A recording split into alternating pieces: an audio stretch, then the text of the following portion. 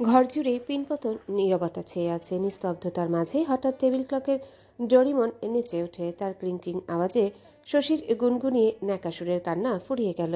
সে গাল থেকে হাত সরিয়ে ডরিমনের নাচ দেখতে থাকে। এটাই বোধহয় তার জননীর সহ্য হলো না। ক্লকের অ্যালার্ম বন্ধ করে তেড়ে আসবে শশী বিছানায় উঠে নিরাপদ দূরত্বে দাঁড়ালো। মাথা উঁচু করে গাম্ভীর্যের সাথে জবাব দেয়, আম্মু, আমি ছোট নই যে তুমি আমায় এইভাবে মারবে। আর আমিও মুখ বুজে সহ্য করব। আসতে দাও আব্বুকে, নানার বাড়িতে পাঠিয়ে দিব তোমাকে একদম। মরিয়ম বেগম রুষ্ট নজরে চায় মেয়ের দিকে। শশী মায়ের চাহনি দেখে ঘাবড়ে দু কদম পিছিয়ে রণক্ষেত্রে ঢালস্বরূপ একটা বালিশ বুকে জড়িয়ে নেয়। দরজায় স্বল্প মাথা ঢুকিয়ে উকি দেওয়া ভাইকে দেখে শশী করুণ চোখে চায়। মরিয়ম বেগম তার নজর লক্ষ্য করে পিছনে চাইতেই ছেলেকে দেখতে পায়। বাচ্চা ছেলেটা হে হে করে হেসে ভিতরে ঢুকে বলে, বড় দুলাভাই বলল ছোট আপুকে জলদি আনতে, হাতে একটুও সময় নেই। মরিয়ম বেগম মায়ের দিকে চোখ রাঙিয়ে চায়। শশী কাচুমাচু মুখে মানা করে সে যাবে না মোটেই। মরিয়ম বেগম শান্ত গলায় ছেলেকে বলে, ছোট, হাতে ঘড়ি না, সময় নেই হবে। মাথার ভর্তি শুধু গোবর। দুলা ভাইয়ের সাথে বসে গালগপ্প কর। আমি শশীকে রেডি করিয়ে আনছি। ছোট বাধ্য ছেলের ন্যায় মাথা নেড়ে প্রস্থান করে শশী মায়ের দিকে চেয়ে। মরিয়ম বেগম কিছু বলবেন এর আগে শশী খানিকটা উঁচু গলায় বলে, কোথাও যাব না আমি। মা, বেশি বেশি হয়ে যাচ্ছে কিন্তু। কার না কার বার্থডে, আমি গিয়ে কি করব? বার্থডে ডান্স করব? এই, আওয়াজ নিচে। ড্রয়িং রুমে জামাই বসে আছে। ভদ্র মেয়ের মতো রেডি হয়ে নে, নইলে আজ তোর একদিন কি আমার একদিন। চাপা স্বরে ধমকে বললেন মরিয়ম বেগম। শশী তবুও তার জেদে অনড়। মরিয়ম বেগম থমথমে মুখে এগিয়ে এসে মেয়ের অন্য মনস্কের সুযোগ নিয়ে হাত টেনে ধরে। শশী বড় বড় করে চায়, এখন শশীকে কে বাঁচাবে? সে আবারও ন্যাকাসুরে অনুরোধ করে, ও মা, আমি যাব না। ওই বাড়িতে গেলে অস্বস্তি ঠেলায় তোমার মেয়ে পটল তুলতে যাবে। প্লিজ মা। ও আম্মু। মরিয়ম বেগম মেয়ের চোয়াল চেপে ধরে আলতোভাবে। শশীর নাকা কান্না থেমে যায়। সে করুণ চোখে চায় যদি জননী একটু সহায় হন। তবে জননী সহায় হলেন না। তিনি হুকুম জারি করেন, আরেকটা কথা বললে এবার আসতে না। এরকম চটকানা মারব, সুরসুর করে চলে যাবি। যা, রেডি হয়ে নে। অনেক অনুরোধ করেছি, 5 মিনিটের মাঝে রেডি হয়ে নিচে আসবি। আরেকটা কথা যদি আমাকে খরচ করতে হয়। কথা শেষ করেন না তিনি। আঙ্গুল উঁচিয়ে চোখে শাসিয়ে চলে যান তিনি। শশী অসহায় বোধ করে। ধচং বচং শব্দ করে বিছানায় শুয়ে পড়ল। চোখ বুঝতে মায়ের শাসন বাক্য কানে ভাসে। শশী বিরক্ত ভঙ্গিতে উঠে বসে। আলমারি খুলে প্রয়োজনীয় কাপড় চোপড় বের করে ঠিক 5 মিনিটের মাঝে রেডি হয়ে নেয়। নইলে দেখা যাবে মা জননী তালোয়ার হাতে ছুটে এসেছেন। শশী বোরখার সাথে হিজাব বেঁধে নিয়ে বেরিয়ে আসে। ড্রয়িং রুমে উপস্থিত হতেই নজরে আসে সোফায় বসে চায়ের আড্ডায় মেতে ওঠা মা তার মেয়ে জামাইকে। পাশে তার 9 বছরের ভাই ফুয়াদ হাসান ওরফে ছোটু। শশী মায়ের পেছনে দাঁড়িয়ে কণ্ঠে খানিকটা তেজ ঢেলে বলে, রেডি আমি। মরিয়ম বেগম পেছনে ফিরে শশীকে চোখে শাসায়। শশীর অবশ্য ভাবান্তর নেই। সে অভিমানের সাথে অন্যদিকে ফিরে। মরিয়ম বেগম কিছু বলবে এর আগে সোফায় বসা 28 লোক উঠে ভদ্রসুলভ হেসে বলল, মা, আমরা তাহলে আসি। এই ছোট, লেটস গো। ফুয়াদ মুচকি হেসে উঠে দরজার পথে রওনা দেয়। শশী ছোট ছোট পায়ে তার পিছু পিছু যায়। মিহির, মেয়েটা যেতে চাইছিল না, জোর করে পাঠাচ্ছি। একটু খেয়াল রেখো। শুধু হাতে পায়ে বড় হয়েছে, বুদ্ধি হাঁটুতে। ও বাড়িতে অচেনাদের ভিড়ে অস্বস্তিতে কেঁদে না দেয়। মরিয়ম বেগমের মমতাময় কণ্ঠে মুচকি হাসল মিহির তাজ আলী। সামনে অগ্রসর রমণীকে দেখে নিয়ে মরিয়ম বেগমকে আশ্বাসে সুরে বলে, আপনি টেনশন ফ্রি থাকুন। শশী খুবই মিশুক, অল্পক্ষণের মাঝেই সবার সাথে মিশে যাবে। আর আমি আছি তো। মরিয়ম বেগম মুচকি হাসলেন। দোতলা থেকে নিচে গেট অবধি এগিয়ে দিয়ে যান। মেয়ে জামাইয়ের অলক্ষ্যে শশীর পার্সে একটা ছোট্ট গিফট বক্স রেখে মেয়েকে ফিসফিসিয়ে বলেন, বাচ্চাটাকে দিস। আর শোন, ওখানে ভদ্র মেয়ের মতো থাকবি। আর তোর ভাঙা রেডিও একটু কম কম চালাবি। ছোটুর খেয়াল রাখিস। শশী প্রতি উত্তরে কিছুই বলে না। গাড়ির দরজা বন্ধ করে দেয় সপাটে। মরিয়ম বেগম দাঁত কিরমির করে মেয়ের কাণ্ডে। বেয়াদব মেয়ে বাড়ি ফিরলে এর দেখাবে মজা। গাড়ি চলতে থাকে তার নিজ গন্তব্যের উদ্দেশ্যে। তাজমহলে আনন্দ উৎসবে মেতে উঠেছে সকলে। 3 তলা বাড়ির গেটে নেমপ্লেট জল জল করছে তাজমহল। বাড়ির মালিক মরহুম শেরতাজ আলীর 2 ছেলে ও 1 মেয়ে। বড় ছেলে আলতাজ আলী প্রথম তলায় পরিবার নিয়ে সুখে শান্তিতে বসবাস করছে। দ্বিতীয় তলায় একমাত্র মেয়ে মমতাজ বেগম স্বামী সন্তান সহ থাকেন। আর তৃতীয় তলায় ছোট ছেলে মুর্তাজ আলীর সংসার। আলতাজ আলী 2 ছেলে 1 মেয়ে। আজ তার নাতনির জন্মদিন উপলক্ষে বাড়িটি উৎসব মুখর। নিচতলায় বাড়ির আনাচে কানাচে মেহমান গিজগিজ করছে। বাচ্চাদের হই হুল্লোড়, চিল্লাচিল্লিতে কানে তালা লাগার উপক্রম। এত হই হুল্লোড়ে মরহুম শেরতাজ আলীর স্ত্রী কুলসুম বেগমের মাথা গরম হয়ে যায়। জন্মদিন পালন করায় তিনি রুষ্ট সকলের উপর। তার বারণ করা সত্ত্বেও একমাত্র নাতনির জেদে আলতাজ আলী সব আয়োজন করেছে। তিনি নিজ ঘর থেকে বেরিয়ে ড্রয়িং রুমে আসেন। ড্রয়িং রুমে সাজসজ্জা দেখে তার চোখে মুখে বিরক্ত ভর করে। সব বাচ্চা কাচ্চারা ছুটছে, দৌড়াচ্ছে। তিনি আশেপাশে তাকিয়ে নাত বউকে দেখতে পেয়ে হাঁক ছাড়েন। এই নাত বউ, এদিকে আয় তো। এক রমণী এগিয়ে আসে মুচকি হেসে বৃদ্ধার হাত ধরে মিষ্টি সুরে বলে, দাদুন এখানে বসো, সকলের সাথে ভালো লাগবে। হই হুল্লোড়ে বিরক্ত লাগছে? একটু মানিয়ে নাও। তোমার নাতিকে বলে তোমার জন্য বগুড়ার দই আনবো। বৃদ্ধা কুলসুম বেগম তার মিষ্টি কথায় হাসলেন না, খানিক কটাক্ষ করে জবাব দেয়, তোর বলতে হবে কেন? আমার মুখ নাই? আমার খাইতে মন চাইলে আমি আনতে কইমু। শিরিন হাসে তার কথা শুনে। বৃদ্ধাকে টেনে সোফায় বসে কিচেনের দিকে ছুটে যায়। কুলসুম বেগম তীক্ষ্ণ দৃষ্টিতে তার দিকে তাকিয়ে থাকে। শিরিন একটু পরে ফিরে আসে, হাতে তার পায়েসের বাটি। কুলসুম বেগমের পছন্দ খুব, তবে ডায়াবেটিসের জন্য এড়িয়ে চলতে হয়। পায়েসের বাটি দেখে বৃদ্ধার নয়ন যুগল চকচক করে ওঠে। শিরিনের হাত থেকে এক প্রকার কেড়ে নিয়ে চামচ দিয়ে গপাগপ মুখে পুড়ে নিয়ে বলে, কেউ বকলে আমার কিন্তু দোষ নাই নাত বউ। তুই এত জোর করলি তাই খাইলুম, তাই সব দোষ তোর। শিরিন হেসে তাদের গাল টেনে দিল। বৃদ্ধা এক গাল হেসে পায়েস খাওয়ায় মনোনিবেশ করে। শিরিন তার পাশে বসে বাচ্চাদের হই হুল্লোড় দেখে। বার্থডে গার্লকে ডেকে কোলে বসিয়ে বলল, ফারিন, তোমার আম্মু আব্বু কোথায়? দেখছি না যে। সন্ধ্যা হয়ে এলো, 7টায় কেক কাটা হবে না? 6 বছরের ফারিন মিষ্টি করে হাসলো, মাথায় তাজটা ঠিক করে বলে, মাম্মা রেডি হচ্ছে, একবার রেড শাড়ি তো একবার পিঙ্ক শাড়ি। আর আব্বু আমার জন্য গিফট আনতে গেছে, এক্ষুনি চলে আসবে। আমি যাই। হ্যাঁ, সে চাচ্ছু বলেছে গোলাপ ফুলের তাজ বানিয়ে দিবে, 7 থেকে ফুল আনতে গেছে। বলেই এই শিরিনের কোল থেকে নেমে মেন দরজার দিকে দৌড়ে যায়। তন্মধ্যে দরজায় উপস্থিত হয় মিহির তাজ আলী। ফারিন হেসে পাশে বোরখা নেকাবে আবৃত মানবীর দিকে ইশারা করে বলল, মিহি চাচ্ছু, একটু শশী বউ। মিহির মুচকি হেসে মাথা উপর নিচ করে সায় জানালো। ব্যাস, ফারিন প্রিন্সেস ড্রেস হালকা উঁচিয়ে 2 পাক ঘুরে মিষ্টি হেসে শশীর কোমর জড়িয়ে বলে, শশী বউ, তুমি এত লেট করলে কেন? আমি তো তোমাকে সকালেই আসতে বলেছিলাম, আমি কিন্তু রাগ করেছি। শশী একটু অবাক হয়। বাচ্চাকে চেনে সে, তবে অতটাও ঘনিষ্ঠ নয় যে এভাবে জড়িয়ে অভিযোগ করবে। আম সরি ফারিন সোনা, আসলে এক্সাম ছিল আমার। এক্সাম শেষ করে আসতে আসতে লেট হয়ে গেছে। ফারিন শশীকে ছেড়ে সোজা হয়ে দাঁড়িয়ে বলে, ইটস ওকে। তুমি জানো, শের চাচু আমাকে গোলাপ ফুল দিয়ে তাজ বানিয়ে দিবে। তাহলে আমি তাজমহলের রানী হয়ে যাব। আমাকে আরো বেশি সুন্দর লাগবে, তাই না? একদম। হেসে বলল শশী।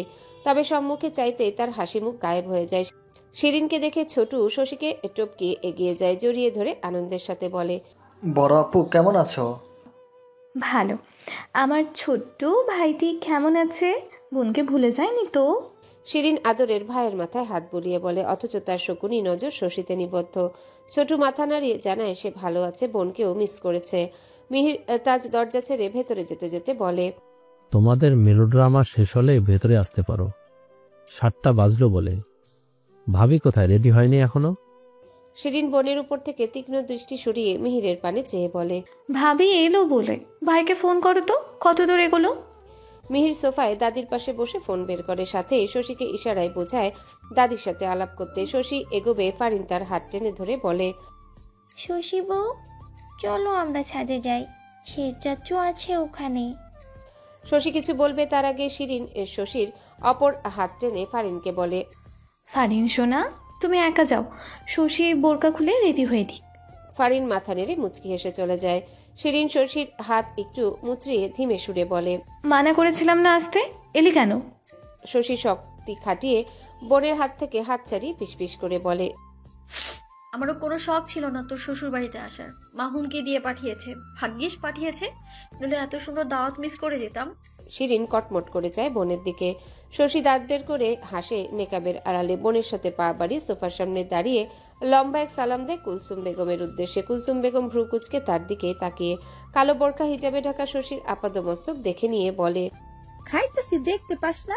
খাওয়ার সময় সালাম দেয় কেউ? খালি লম্বাই হইছস, গায়ে গতরে 8 কেজি মাংস হইব না? মনে হইতেছে বাঁশের লগে কালা পতাকা উঠতেছে।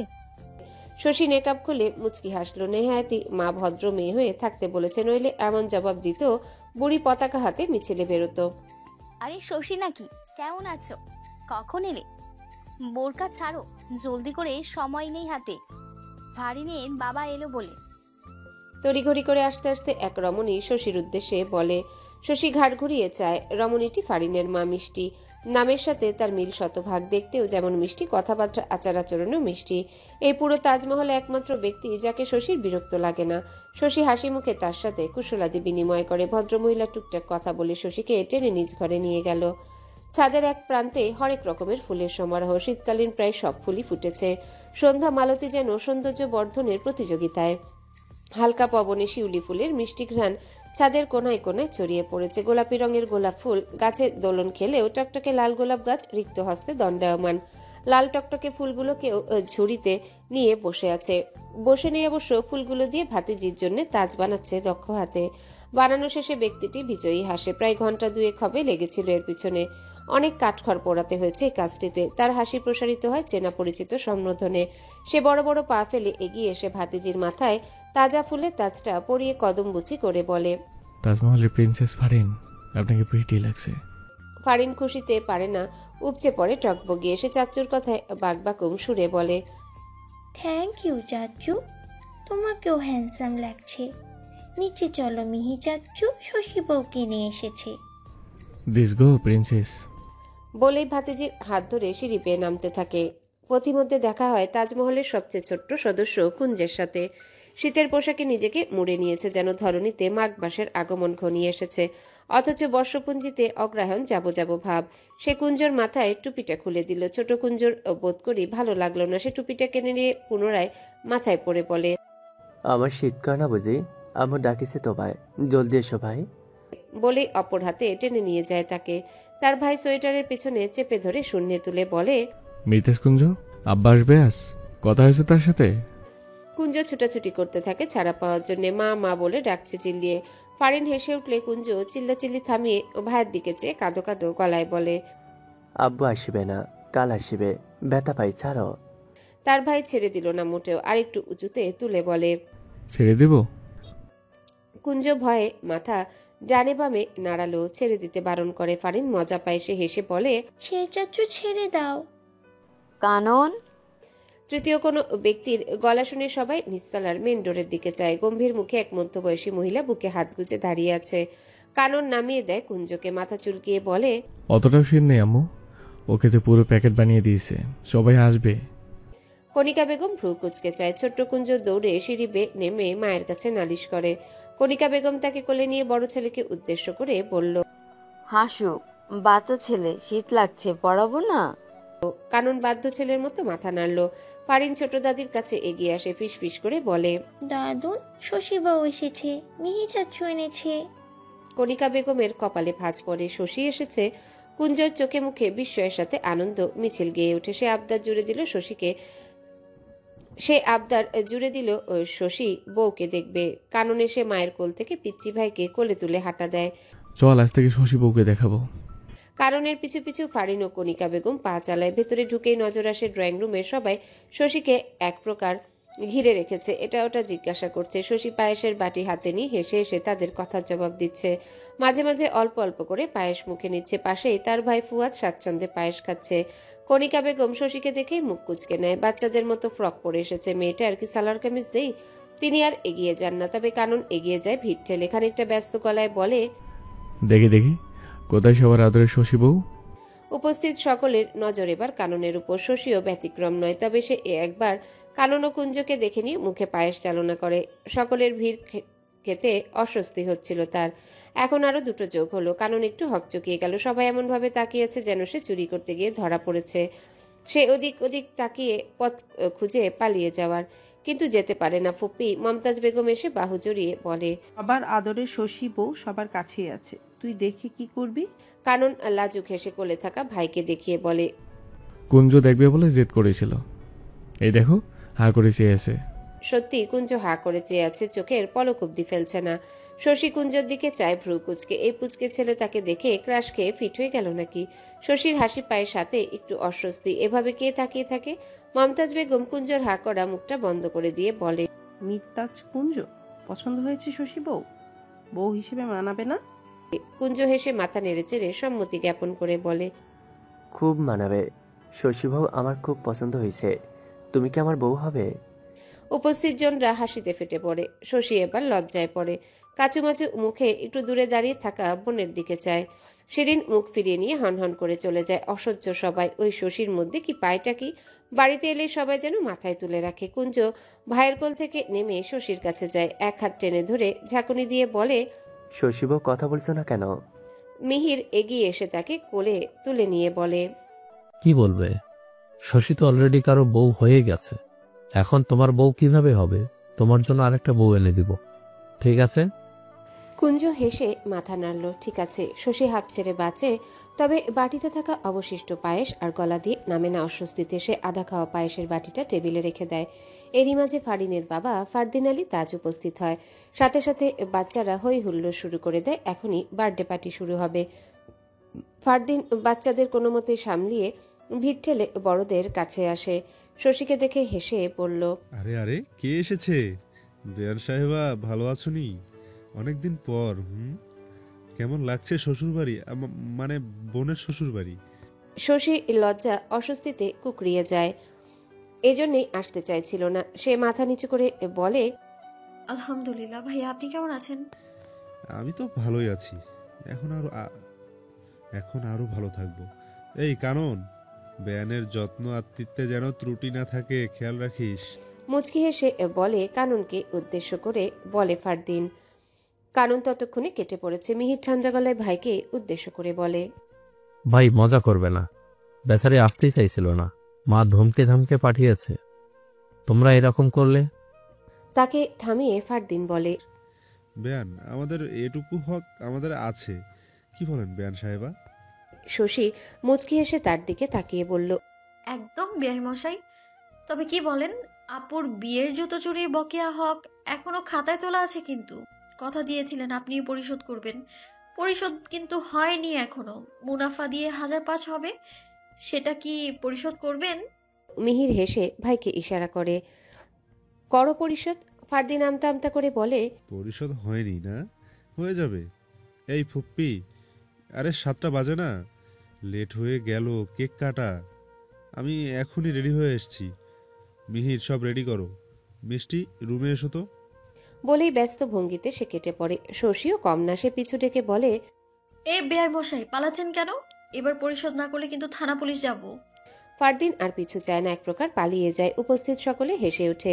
মিষ্টি হেসে স্বামীর পেছনে ছুটে মিহির কাজে লেগে পড়ে। মমতাজ বেগম হেসে শশীর মাথায় আলতো চাপড় মেরে বলে, করো, তোমার থানা পুলিশ, ভয় পাই না আমরা। আমার ছোট ভাই জেলা প্রশাসক, ফারদিন পুলিশ ক্যাডারে SSF আছে। গর্বের সাথে বলেন ভদ্রমহিলা। শশী স্বভাব সুলভ হাসে। মাঝখান থেকে ফোরন কাটল কুলসুম বেগম। তিনি মুখ মুচড়ে বলে, একে তো চুরি করছিস, তার উপর চুরির মাল জব্দ কইরা টেহা চাস, পুলিশে তো তোরে দেওয়া উচিত। শশী মুখ কুচকে নেয়। এই বুড়ি তাকে দেখতেই পারে না। মনে হয় সে তার বাড়া ভাতে ছাই দিয়েছে। মিহিরের ছোট বোন মেহের হেসে বলল, তোমরা তো জামাইয়ের না, শের ভাইয়ের জুতা চুরি করেছিলে, তাই কিসের টাকা? ফারদিন ভাইয়া বলেছিল পরে দিবে। শশীর কথায় মেহের হেসে বলে, ফারদিন ভাই দেবে মনে হয়? শশী না বোধক মাথা নাড়ে। এতদিনে এটুকু চিনতে পেরেছে মেহের সহ মমতাজ বেগম। হেসে ওঠে সমস্বরে। শশীও যোগ দেয় তাদের সাথে। ফারদিন ভাই 1 নম্বরের ধড়িবাজ। তার থেকে টাকা খসানো মানে অরণ্যের রোদন। বার্থডে পার্টি শুরু হয়ে যায়। ফারিনের কেক কাটাও সম্পূর্ণ হয়ে যায়। সকলে গিফট দিয়ে একেবারে মুড়িয়ে দেয় ফারিনকে। শশীও ছোট্ট গিফট বক্স দেয়, যদিও সে জানতো না ওতে কি আছে। তবে ফালাক ভাই আনপ্যাক করলে দেখতে পায় একজোড়া নূপুর, ভালোই দেখতে, ফারিনও পছন্দ করেছে। তবে সে অস্বস্তি বোধ করে যখন এই পিচ্চি কুঞ্জ এসে বলে, আমার জন্য গিফট আনো নাই? শশীর ইচ্ছে করছিল ছুটে পালিয়ে যেতে, সবাই কেমন করে চেয়েছিল। শশীর বাচ্চাটার গাল চেপে বলতে ইচ্ছা করছিল, তোর জন্য কেন আনবো, তোর বার্থডে নাকি। বার্থডে পার্টি জমে ওঠে ধীরে ধীরে, বিভিন্ন বাচ্চাদের নাচ গানে মেতে ওঠে। ফুয়াদও বাচ্চাদের ভিড়ে হারিয়ে গেল। শশী এক কোণে চুপটি করে দাঁড়িয়ে বাচ্চাদের নাচ গান হাসি ঠাট্টা এনজয় করছে। হঠাৎ শিরিন বোনের পাশে এসে দাঁড়ায়। শশী খেয়াল করলেও কিছু বলে না। তাদের দু বোনের মাঝে দা কুমড়া সম্পর্ক, একে অপরের সাথে সবসময় লাগবে, তাই চুপ থাকায় শ্রেয় মনে করে। আর যাই হোক, শ্বশুরবাড়ি এসে চুলাচুলি করা কেমন দেখায় না। শিরিন মৃদু কেশে নিজের অস্তিত্ব জানান দেয়। শশী ফিরেও তাকায় না। শিরিন কটমট করে তার বাহু শক্ত করে ধরে বলে, খেয়ে নিবি চল। খিদে নেই, খেলে বলবি তোর শ্বশুরবাড়ির অন্ন ধ্বংস করেছি। শশীর কটাক্ষের জবাবে শিরিন চাপা স্বরে বলে, ধ্বংস করলে বলবো না, এখন ভদ্র মেয়ের মতো চল, নইলে আম্মুকে ফোন করে। থেমে যায় শিরিন। শশী ভ্রু কুচকে চায় তার দিকে, কিছু বলবে, দেখতে পায় কুঞ্জের মা এসে দাঁড়িয়েছে তাদের সম্মুখে। শশী একটু ঘাবড়ে গেল গম্ভীর মুখখানি দেখে। সে মিনমিনে সুরে সালাম জানিয়ে বলে, ভালো আছেন আন্টি? কণিকা বেগম সালামের জবাব নিয়ে শশীর উদ্দেশ্যে বলে, ভালো। শশী আমার সাথে এসো, কিছু কথা আছে। শশীর নার্ভাসনেস বেড়ে যায়। ইনি আবার কি বলবে। সে বোনের দিকে চায় অসহায় চোখে। কণিকা বেগম তীক্ষ্ণ দৃষ্টিতে চেয়ে শশীর দিকে। শশী ঢোক গিলে কিছু বলবে, কণিকা বেগম তাকে থামিয়ে হাত ধরে নিয়ে যায়। শশী কাঠপুতুলের ন্যায় তার পায়ে পা মেলায়। মেন দরজার কাছে যেতে দেখা হয় কাননের সাথে। কানন মা ও শশীকে দেখে ভ্রু কুচকে জিজ্ঞাসা করে, কি হয়েছে আম্মু, কোনো সমস্যা? তোর জানতে হবে না, কুঞ্জুর দিকে খেয়াল রাখবি, 2বার উষ্টা খেয়ে পড়েছিল। বলতে বলতে কণিকা বেগম শশীকে নিয়ে বেরিয়ে যায়। কারণ চিন্তিত বদনে তাদের প্রস্থান দেখে। মা শশীকে ওভাবে টেনে নিয়ে যাচ্ছে কেন, কি করেছে শশী? কণিকা বেগম শশীকে নিয়ে তৃতীয় তলায় যায়। চাবি ঘুরিয়ে লক খুলে শশীকে নিয়ে ভেতরে প্রবেশ করে। শশী অবাক চোখে চেয়ে দেখে, এই তলায় সে কখনো আসেনি। তাজমহলে হাতে গোনা 2বার এলেও এই ফ্লোরে তার পদার্পণ হয়নি। শশী মুগ্ধ চোখে চেয়ে দেখে বিলাসবহুল বাড়িটা। কি সুন্দর পরিপাটি, সাথে শৌখিন জিনিসপত্রে ঠাসা। ঘরের প্রতিটা কোণা যেন জলজল করছে শৌখিনতায়। সে কণিকা বেগমের পিছু পিছু একটা রুমে প্রবেশ করে। কণিকা বেগম শশীকে বসতে বলে আলমারি খুলে কিছু খুঁজতে থাকে। শশী পালঙ্কে বসে পুরো ঘরে নজর বোলায়। কার ঘরেটা? তার ভাবনার মাঝে কণিকা বেগম তার কোলে একটা প্যাকেট রাখে। শশী প্রশ্নাত্মক চোখে চায় কণিকা বেগমের দিকে। কণিকা বেগম ভনিতাহীন গলায় বলে, কি সব ফ্রক পরে এসেছো, জোকার লাগছে, বাড়ি ভর্তি মেহমান। এই শাড়িটা পরে নাও জলদি করে, প্রয়োজনীয় সবই আছে। শশী ইতস্তত বোধ করে। প্যাকেট খুলে দেখে মিষ্টি রঙের কাতান শাড়ি। শশী নিজ ড্রেস দেখে বলে, এটাতে কি সমস্যা আন্টি? এটা ফ্রক না, কুর্তি। ভালোই তো লাগছে। কণিকা বেগম খানিক শক্ত গলায় বলে, আমি যেটা বললাম সেটা করো, যাও।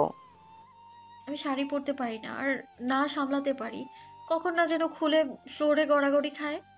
আমতা আমতা করে বলে শশী। কণিকা বেগম প্রয়োজনীয় কাপড় শশীর হাতে ধরিয়ে দিয়ে বলে, এগুলো পরে এসো, আমি পরিয়ে দেব, যাও। অনিচ্ছা সত্ত্বেও শশী ওয়াশরুমের দিকে চলে যায়।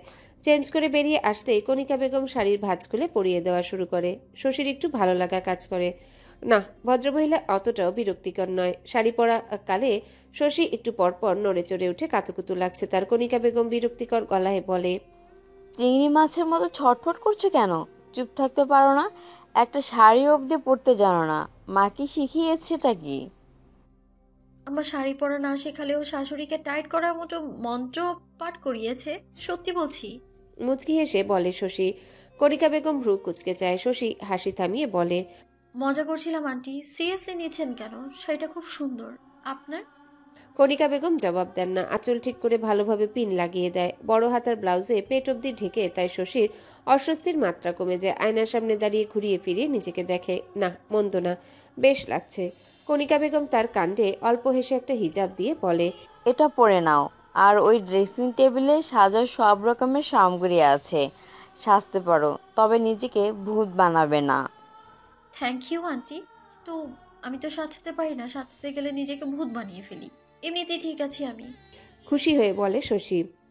কণিকা বেগম কিছু বলেন না। আলমারি তাকঝাক করে একজোড়া চিকন চুড়ি বের করে শশীর হাতে পরিয়ে দিল। হাতটা খালি খালি লাগছিল। এখন ঠিক আছে। ড্রেসিং টেবিলের উপর থেকে কাজল নিয়ে হালকা করে কাজল টেনে দেয় শশীর চোখে।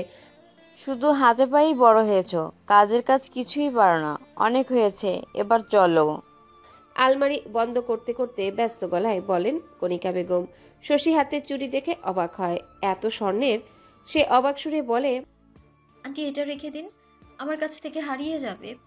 কণিকা বেগম ঘরের বাইরের দিকে যেতে যেতে জবাব দেয়, তুমি বড় না আমি বড়? বেশি কথা বলবে না আমার সামনে।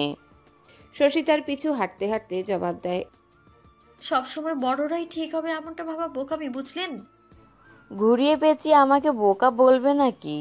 শশী হেসে মাথা নাড়ে। কণিকা বেগম পা চলমান রেখে আদেশের সাথে বলে, আর একটা কথায় মাথায় রাখবে, বাড়ির বউ তুমি, তাই সবার সাথে ভেবেচিন্তে কথাবার্তা বলবে। অযথা হি হি হা হা করবে না, মুখটা একটু কম চালাবে। শশীর কপালে ভাঁজ পড়ে। সে কখন মুখটা বেশি চালালো? ভদ্রতার খাতিরে যতটুকু প্রয়োজন ততটুকুই বলে। এই মহিলা সবেতে বেশি বেশি। মিরতাজ কুঞ্জ ডাইনিং টেবিলের উপর বসে আছে বাবু হয়ে। পরিবারের সবচেয়ে ছোট সদস্য হওয়ার দরুন সকলের আদরের বটে। 4.5 বছরের কুঞ্জকে সবাই মাথায় তুলে রাখে। সে রেগে গাল ফুলিয়ে বসে আছে। মমতাজ বেগম, আলতাজ আলী ও কানন তাকে মানানোর চেষ্টায় আছে, কিন্তু সে কাউকেই তোয়াক্কা করছে না। আলতাজ আলী তাকে জোর করে কোলে নিয়ে কুঞ্জ রেগে হাত ছুঁড়ে বলে, যাব না আমি।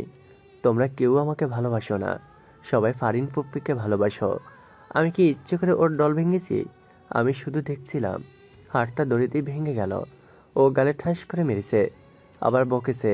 আমি বাড়ি যাব, আসিব না আর তোমার বাড়ি।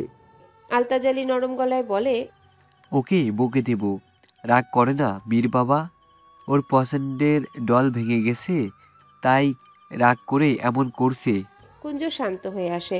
ভাইয়ের দিকে হাত বাড়িয়ে দিলে কানন কোলে তুলে নিল। ছোট্ট আদরের ভাইয়ের গালে চুমু দিয়ে বলে, হয়েছে কুঞ্জ, দোষ তোমারই ছিল তাই বকা খেয়েছো। নাটক বাদ দাও, যথেষ্ট হয়েছে। কুঞ্জ ভাইয়ের পানে এক পল তাকিয়ে বড় চাচ্চুর দিকে চায়। অভিমানী সুরে বলে, আমি আব্বুকে ফোন করে বলবো সেম ডল এনে ফুপ্পিকে দিতে। ফারদিন এসে কুঞ্জকে বলে, ফারিনের হয়ে আমি সরি বলছি পিচ্ছি, রাগ করিস না তো। তোকে একটা বাইক কিনে দেবো, একদম কাননের বাইকের মতো। কুঞ্জ সন্দেহের নজরে চেয়ে বলে, সত্যি? ফারদিন হেসে কাননের কোল থেকে কুঞ্জকে টেনে নিয়ে যায়। আলতাজ আলীর স্বস্তির শ্বাস ছেড়ে ছেলের পিছু যায়। উপস্থিত মমতাজ বেগম কাননের দিকে তাকিয়ে বলে, মায়ের ছেলে তোর মায়ের কানে যেন না যায়। তিলকে তাল বানাতে তো সে ভারী পারদর্শী। অলস বসে থাকলে যা হয় আর কি। কটাক্ষে সুরে বলে মমতাজ বেগম চলে যায়। কাননের চোখে মুখে বিরক্তি ভাব ফুটে ওঠে। সে প্যান্টের পকেটে হাত ঢুকিয়ে গম্ভীর মুখে হাঁটা দেয়। ডাইনিং স্পেস পেরিয়ে ড্রয়িং রুমের দিকে এগিয়ে আসতে মিহিরের গলা শুনতে পায়। মিহির আর সে পিঠাপিঠি ভাই। বয়সের অন্তর খুব বেশি না। তার 2 মাসের বড় মিহিরতাজ। সে কান খাড়া করে শুনতে পায় মিহির কারোর প্রশংসা করছে। সে কপাল কুঁচকে আরেকটু এগিয়ে যেতে শাড়ি পরিহিত শশীকে দেখতে পায়। শাড়ি পরেছে মেয়েটা, ভালোই মানিয়েছে। সে এগিয়ে গিয়ে মায়ের পাশে দাঁড়ায়। শশী আর চোখে তার দিকে চাইতেই চোখাচোখি হয় দুজনার। কারণ অস্বস্তিতে পড়ে, নজর ফেরার সাথে সাথে শুনতে পায় মিহিরের কণ্ঠস্বর, আরে দেখতে হবে না বউটা কার? কেউ নজর দিস না তো। মাশাআল্লাহ বল। ফারদিন হেসে বলে, মাশাআল্লাহ, আমাদের পিচ্চি ভাবিকে প্রিটি লাগছে, তাই না কানন? সবাই কাননের দিকে যায়। কানন স্বভাবসুলভ হেসে আর চোখে শশীর পানে তাকিয়ে কাঁদ উচিয়ে বলে, ফালাক ভাই মিথ্যা কথা বলে না, সে যখন বলেছে তখন পিটি লাগছে। মিহিরের মা পারভিন খাতুন এগিয়ে এসে শশীর থুতনি ধরে মাশাআল্লাহ আউড়িয়ে বলে, তোমার বাবা আমাকে বলো আমাদের বাড়ির সম্মান আমরা অতি দ্রুত সম্মানের সাথে নিয়ে আসব। তার কোনো তালবাহানা শুনবো না। এক মেয়ে তো দিয়েছি, আরেক মেয়ে দিতে কেন তাদের এত তালবাহানা? বিয়ের প্রায় বছর খানেক হয়ে গেল, এখনো বউ ঘরে তুলতে পারলাম না। শশী আবারও ঢের লজ্জায় পড়ে, মাথা নিচু করে নেয়। ফারিন শশীর হাত ধরে বলে, দিদুন, শশী বউ লজ্জা পাচ্ছে তো, দেখো ব্লাশ করছে। শশী বউ লজ্জা পেলে তোমাকে আরো প্রীতি লাগে, তাই না সে চাচ্ছু? আশ্বিন হালকা শীতের আমেজে ব্যালকনির মিষ্টি রোদের সোনালি আলোর ছোঁয়ায় চা পানে ব্যস্ত হাসান মাহমুদ। পাশেই তার অর্ধাঙ্গিনী মরিয়ম বেগম ফোনে কথা বলছে কারোর সাথে। কথা শেষ হলে ফোন কেটে স্বামীর উদ্দেশ্যে বলেন, আসছে আপনার মেয়ে, আর অস্থির হতে হবে না। আর মেয়ে অন্যের ঘরে যায়নি তো, শ্বশুরালয়ে আছে। এত চিন্তার কি আছে বুঝি না আমি। হাসান মাহমুদ স্ত্রীর কথায় হাসেন অল্প, দুহাতের তালু ঘষতে ঘষতে বলেন, তুমি বুঝবে না মরিয়ম, মেয়েকে শ্বশুরবাড়ি এখনো তুলে দিইনি। এভাবে থাকাটা আমার কাছে ভালো লাগেনি। ভালো না লাগার কি আছে? বিয়েটা সম্পূর্ণভাবেই হয়েছে, শুধু তুলে দেওয়া হয়নি এই যা। আর তাছাড়াও ওনারা তুলে নিতে চাইছেন, আপনি নানান অজুহাত দেখান। মরিয়ম বেগম কথা শেষ করে স্বামীর পানে তাকিয়ে থাকেন জবাবের আশায়। হাসান মাহমুদ চা শেষ করে রয়ে শয়ে জবাব দেন, তুলে দিলাম বললেই তো আর হয় না। শিরিন মাকে তুলে দিইনি, শশীকেও দেব।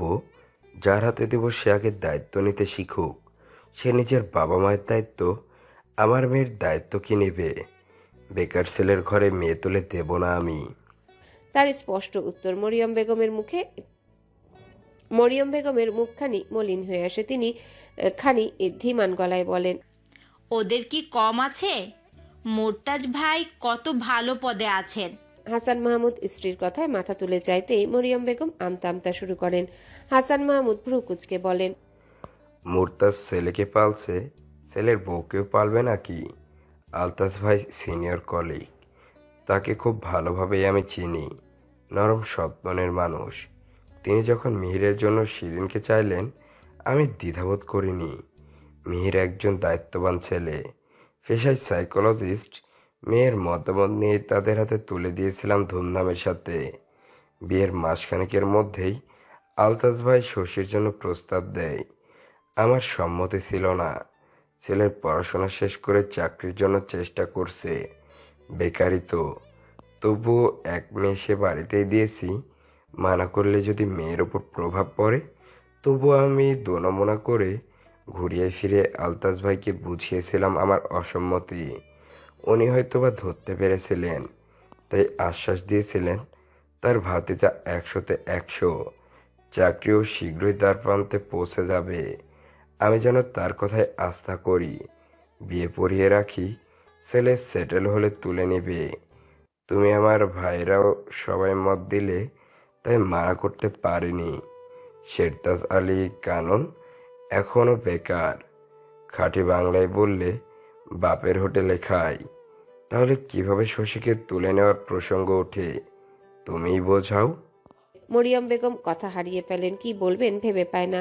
কিছু সময় নীরবতায় কাটে দম্পতির। নীরবতা ভেঙে মরিয়ম বেগম বলেন, দেখুন, আজ বাদে চাকরি হয়ে যাবে। আর স্যার নিঃসন্দেহে এক ভদ্র ছেলে, কোনো প্রকার খারাপ রিপোর্ট নেই। আর আপনার মেয়ে তো উড়নচণ্ডী, ভদ্রতার ল্যাশটুকু নেই। ওরা যখন এত করে চাইছে, তুলে দিলেই পারেন। হয়তো বা দায়িত্বের বেড়াজালে আটকেই ভালো কিছু হবে। হাসান মাহমুদ উঠে দাঁড়ালো, ব্যালকনি ছেড়ে ঘরের মধ্যে ঢুকে খানিকটা উঁচু গলায় বলল, বেকার ছেলের হাতে মেয়ে দেব না।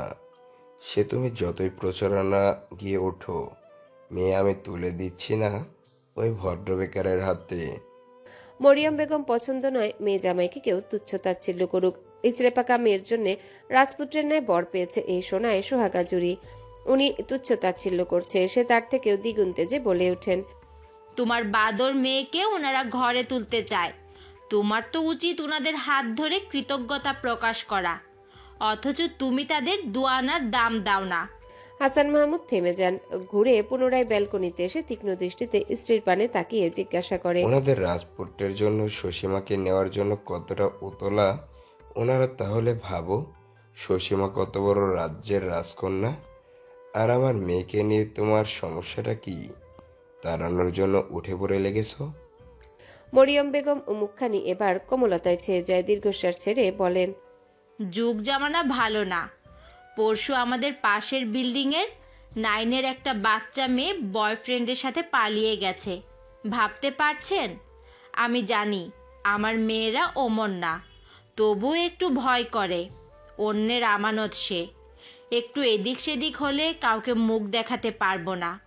হাসান মাহমুদ হেসে তার পাশে বসে আশ্বাসের সুরে বলেন, একটা সময় থাকে যখন ছেলে মেয়েরা ওদিকটাই ঝুঁকে যায়। আবেগের বয়স তাদের, খারাপ সঙ্গ, বিভিন্ন প্রেশার, পারিবারিক দ্বন্দ্ব আরও বিভিন্ন সমস্যার কবলে প্রভাবিত হয়, মানসিক সাপোর্ট না পেলে সবে ঝুঁকে পড়ে। অনেকে ক্ষণিকের ভালো লাগায় পিছলে যায়। আমি আমার ছেলে মেয়েদের জন্য কঠোরতার সাথে কোমলতাও মিশিয়েছি। আমার প্রয়োজনে বন্ধুত্ব কখনো স্ট্রিট গার্ডিয়ান, আজে বাজে কাজে তারা কখনো পা দেবে না। তুমি টেনশন নিও না তো, চুল পাকতে শুরু করেছে তোমার, ছেলে বিয়ে করানো বাকি এখনো। মরিয়ম বেগম শেষের কথায় ফুঁসে উঠে হাসান মাহমুদ ততক্ষণে ব্যালকনি ত্যাগ করেছেন। তাজমহল শান্ত এখন। গতকাল হই হুল্লোড়ে মেতে থাকলেও আজ একটু শুনশান নীরবতা। আনন্দ উৎসবে মেতে আজ তারা ক্লান্ত পথিক, এখনো পড়ে পড়ে ঘুমোচ্ছে। শুধু গৃহকর্মী কাজে ব্যস্ত। এর মাঝে ফারিন উঠে আসে, এসে ফ্রিজ খুলে কিছু খুঁজে, না পেয়ে বাবাকে টেনে আনে। ফারদিন চোখ ডোলে মেয়েকে নিয়ে পুনরায় ফ্রিজ খুলে তাকঝাক চালায়, কিন্তু কাঙ্ক্ষিত জিনিসটা পায় না। ফারিন এদিকে কেঁদে দিবে প্রায়। এর মাঝেই মিহির ও শিরিন বেরিয়ে আসে ঘর থেকে। শিরিন কিচেনের দিকে যেতে যেতে বলে, ভাইয়া কি খুঁজছেন? ফারদিন ফ্রিজ বন্ধ করে বলে, কেন খুঁজছিলাম, কয়েক পিস বেঁচে ছিল না। মিহির ভ্রু কুচকে বলে, ভাইয়া তুই না রাতে খেলি? ফারদিনের মাথা কাজ করে। সে মুখ বিকৃত করে মেয়ের দিকে যায়। ফারদিন কাঁদো কাঁদো মুখ বানিয়েছে। ফারদিন মেয়েকে ঝট করে কোলে নিয়ে আদর করতে করতে বলে, সোনামণি ভুলে খেয়ে ফেলেছি, আবার এনে দেবো তো। আসলে হয়েছিল কি, ফ্রিজে তো জায়গা ছিল না, বাইরে রাখলে যদি নষ্ট হয়ে যেত, তাই আমি একটু পরেই এনে দেব। দুটো এনে দেবে, একটা চকলেট কেক আর একটা স্ট্রবেরি। আঙ্গুল দেখিয়ে বলে ফারিন। ফারদিন শাহজানায় পারভিন বেগম সেখানে উপস্থিত হয়ে বলেন, হ্যাঁ, তারপর দাঁতগুলো ইঁদুরে নিয়ে যাক, তাই না? ফারিন তার ফোকলা দাঁত দেখিয়ে হাসে। মিহির সোফায় বসে চায়ের আবদার করে। ফারদিনও মেয়েকে নিয়ে বসে ভাইয়ের পাশে। শিরিন চা নিয়ে এলে মিহির বলে, 3 তলায় গিয়ে ছোট চাচিকে বলো শশীকে জলদি ফিরতে হবে। এর মাঝে আলতাজালির আগমন ঘটে। মিহিরের কথায় ফারদিনের কপালে গাঢ় ভাঁজ পড়ে। সে মেয়েকে পাশে বসিয়ে সিরিয়াস গলায় বলে, সবে 9টা বাজে, এত তাড়াহুড়ো কিসের? আমি তো বলি কটা দিন এখানেই থাক। মিহির আর চোখে শিরিনকে দেখে বলে, শাশুড়ি মা ফোন করেছিল, শ্বশুরমশাই মেয়েকে ছাড়া শ্বাস নিতে পারছেন না। আলতাজালি হেসে ওঠেন। ফারদিন হাসে না, গম্ভীর মুখে শিরিনের দিকে তাকিয়ে বলে, শশী শুধু ওনার মেয়ে না, আমাদের বাড়ির বউ। বিয়ের পর প্রথমবার এলো, কটা দিন থাকবে তোমার বাবাকে বলে দিও শিরিন। শিরিন ভাসুরি শ্বশুর ও স্বামীর হাতে চা ধরিয়ে বলে, আমি এসবে নেই, আপনারা যা বলার বলুন, আব্বু মনে হয় না মানবে। ফারদিন ভ্রু কুচকে চায়ের কাপে ফু দিয়ে বলে, তুমি তো সবার আগে। তোমার মনে হয় না তোমার বাবা একটু বাড়াবাড়ি করছে? ছোট চাচি চাচু শশীকে ঘরে আনতে চাইছে, উনি অহেতুক জোরে পাঠাবেন না। আলতাজালি এতক্ষণ চুপ থাকলেও এবার মুখ খুললেন। অহেতুক কারণ নয়, কথা হয়েছিল ফেরতাজের একটা ব্যবস্থা হলেই তিনি বিয়ে দিবেন। শের এখনো বাবার অধীনে চলছে, ঘরে তুলে বাবার পয়সায় লাফাবে নাকি? মিহির চায়ের কাপে চুমুক দিয়ে বলে, আমিও শ্বশুরমশাইয়ের দোষ দেখছি না, এখন সবটা ডিপেন্ড করছে শেরতাজের উপর। বেচারা ট্রাই করছে, এখন ভাগ্য ফেভারে নেই। ফারদিন কঠোর বিরোধিতা করে বলে, আশ্চর্য আঙ্কেল, কাননের সাথে শশীর বিয়ে দিয়েছে নাকি চাকরির সাথে? চাকরি আজ বাদে কাল হবে, সারা জীবন বেকার থাকবে না, তাই না? বিষয়টা নিয়ে ভালোই আলাপ আলোচনা চলে 3 বাবা ছেলের মাঝে। একটু পর মেহের ও পারভিন বেগমও যোগদান করেন তাতে। শিরিন চুপচাপ শুনে যায় শুধু। হালকা শীতের সকালে ধোঁয়ায় উড়ানো চায়ের এক অনন্য মেলবন্ধন। ঠান্ডা মৌসুমে গরম চা যেন শরীরটা চাঙা বানিয়ে দেয়। শশী ড্রয়িং রুমে বসে আছে, হাতে চায়ের কাপ ও টোস্ট বিস্কিট। সে চায়ে টোস্ট ডুবিয়ে খাচ্ছে। একটু পরপর চায়ে চুমুক দিয়ে লম্বা শ্বাস টানে। তার সামনে সোফায় বসে তার শ্বশুর মশাই মুর্তাজালি। ভদ্রলোক ভোরবেলা এসেছে, রাত্রে হয়তোবা কোনোভাবে জেনেছে সে এসেছে, তাই কাজ শেষ করে ভোর রাতে রওনা দিয়েছিলেন। এসে তার সাথে গল্প জুড়ে দিয়েছেন, সব রাজনৈতিক বিষয়ে আলাপ সালাপ। শশী চুপচাপ তার কথা শুনছে, তবে বড্ডই অমনোযোগী ভাবে। শুধু ভদ্রতার খাতিরে মাথা কাত করে সায় জানায়, আর মাঝে মাঝে 2-1 টপিকে নিজস্ব মত পেশ করে। মুর্তাজালি রাজনৈতিক আলাপ বাদ রেখে শশীকে জিজ্ঞাসা করে, তোমার পড়াশোনা কেমন চলছে আম্মু? আর কয়টা এক্সাম আছে? 2টো বাদ আছে আঙ্কেল, আরেকটা ল্যাব আছে, এরপর 2য় বর্ষের যাত্রা শেষ। শশী হাসি মুখে জবাব দিল। মুর্তাজালির মুখাভাবে খানিক নাখোশতা খেলা করে। তিনি চায়ের কাপ টেবিলে রেখে বলে, আঙ্কেল কে এখানে? আঙ্কেল আমি তোমার। শশী গলা দিয়ে চা নামাতে চায় না। কি বলবে শশী? বাবা ডাকবে, শ্বশুর মশাই, আব্বু, এভাবে হুট করে কাউকে আব্বু বাবা ডাকা যায়? অস্বস্তিকর একটা মুহূর্ত। হাতে গোনা কয়েকবার কথাবার্তা হয়েছে। শিরিনাপুর বিয়ের সময় মজাও করেছে লোকটার সাথে।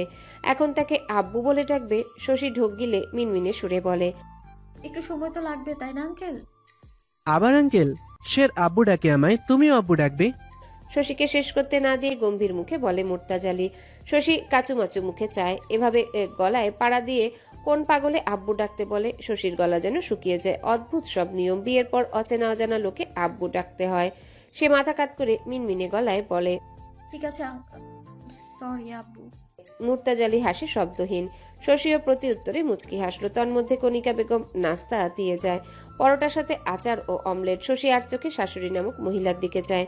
কণিকা বেগম তার দিকেই তাকিয়েছিল, বিধায় নয়নে নয়ন মিলে যায়। কণিকা বেগম ভ্রু কুচকে তাকিয়ে বলে, আমাকে দেখলে পেট ভরবে না, খেয়ে নাও, নইলে তোমার বাবা বলবে মেয়েকে এত বেলা অবধি না খাইয়ে রেখেছি। শশী সোফায় পা তুলে বসে প্লেটটা নিচ কোলে তুলে নিয়ে বলে, বারে না খাইয়ে রাখলে বলবে না? আমার খুব ভোরেই খিদে লাগে, বুঝলেন আপনি আন্টি? আমাদের বাড়ি হলে একাই ফ্রিজ খুলে যা আছে সব সাবার করতাম।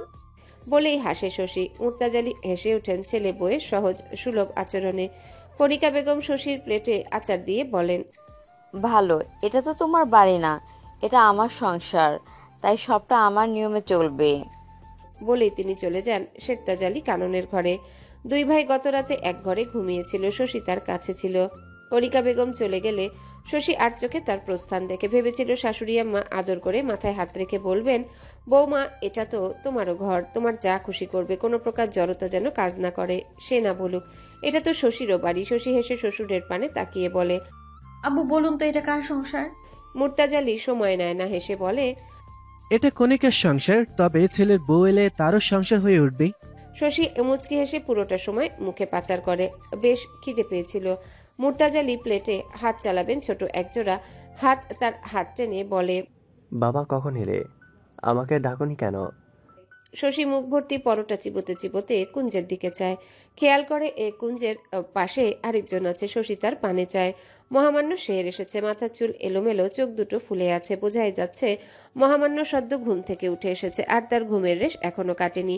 শশী তার দিকে তাকিয়ে থেকেই মুখে আবারও পরোটা পাচার করে। শেরতাজালি কানন একটু নড়ে চড়ে দাঁড়ায়। শশীর দিকে না চাইতেও বুঝতে পারে মেয়েটা তার পানি চেয়ে এভাবে ড্যাব ড্যাব করে তাকিয়ে আছে কেন। কানন এলোমেলো চুলে হাত বুলিয়ে কেটে পড়বে ভাবে, কিন্তু তার ভাবনাকে গুল্লি মেরে মুর্তাজালি তাকে সামনে বসতে বলে। কানন দ্বিধাহীন পায়ে শশীর পাশে সিঙ্গেল সোফায় বসতে নিবে। মুর্তাজালি খানিক ধমকের সুরে বলে, গাধা, ওইখানে বসেছো কেন? শশীর পাশে বসো, বসো। শশী ঠোঁট চেপে হেসে খানিকটা সরে বসে জায়গা করে দেয় বসার। মহামান্য শের বসবে বলে কথা, কিন্তু শের তো লাজে রাঙা হয়ে আছে। শেরনির সামনে বসতে এতটা অস্বস্তি। কানন দ্বিধাদ্বন্দ্বের সাথে এক প্রকার যুদ্ধ করে শশীর পাশে বসে, আর চোখে শশীর দিকে তাকাতে ভোলে না।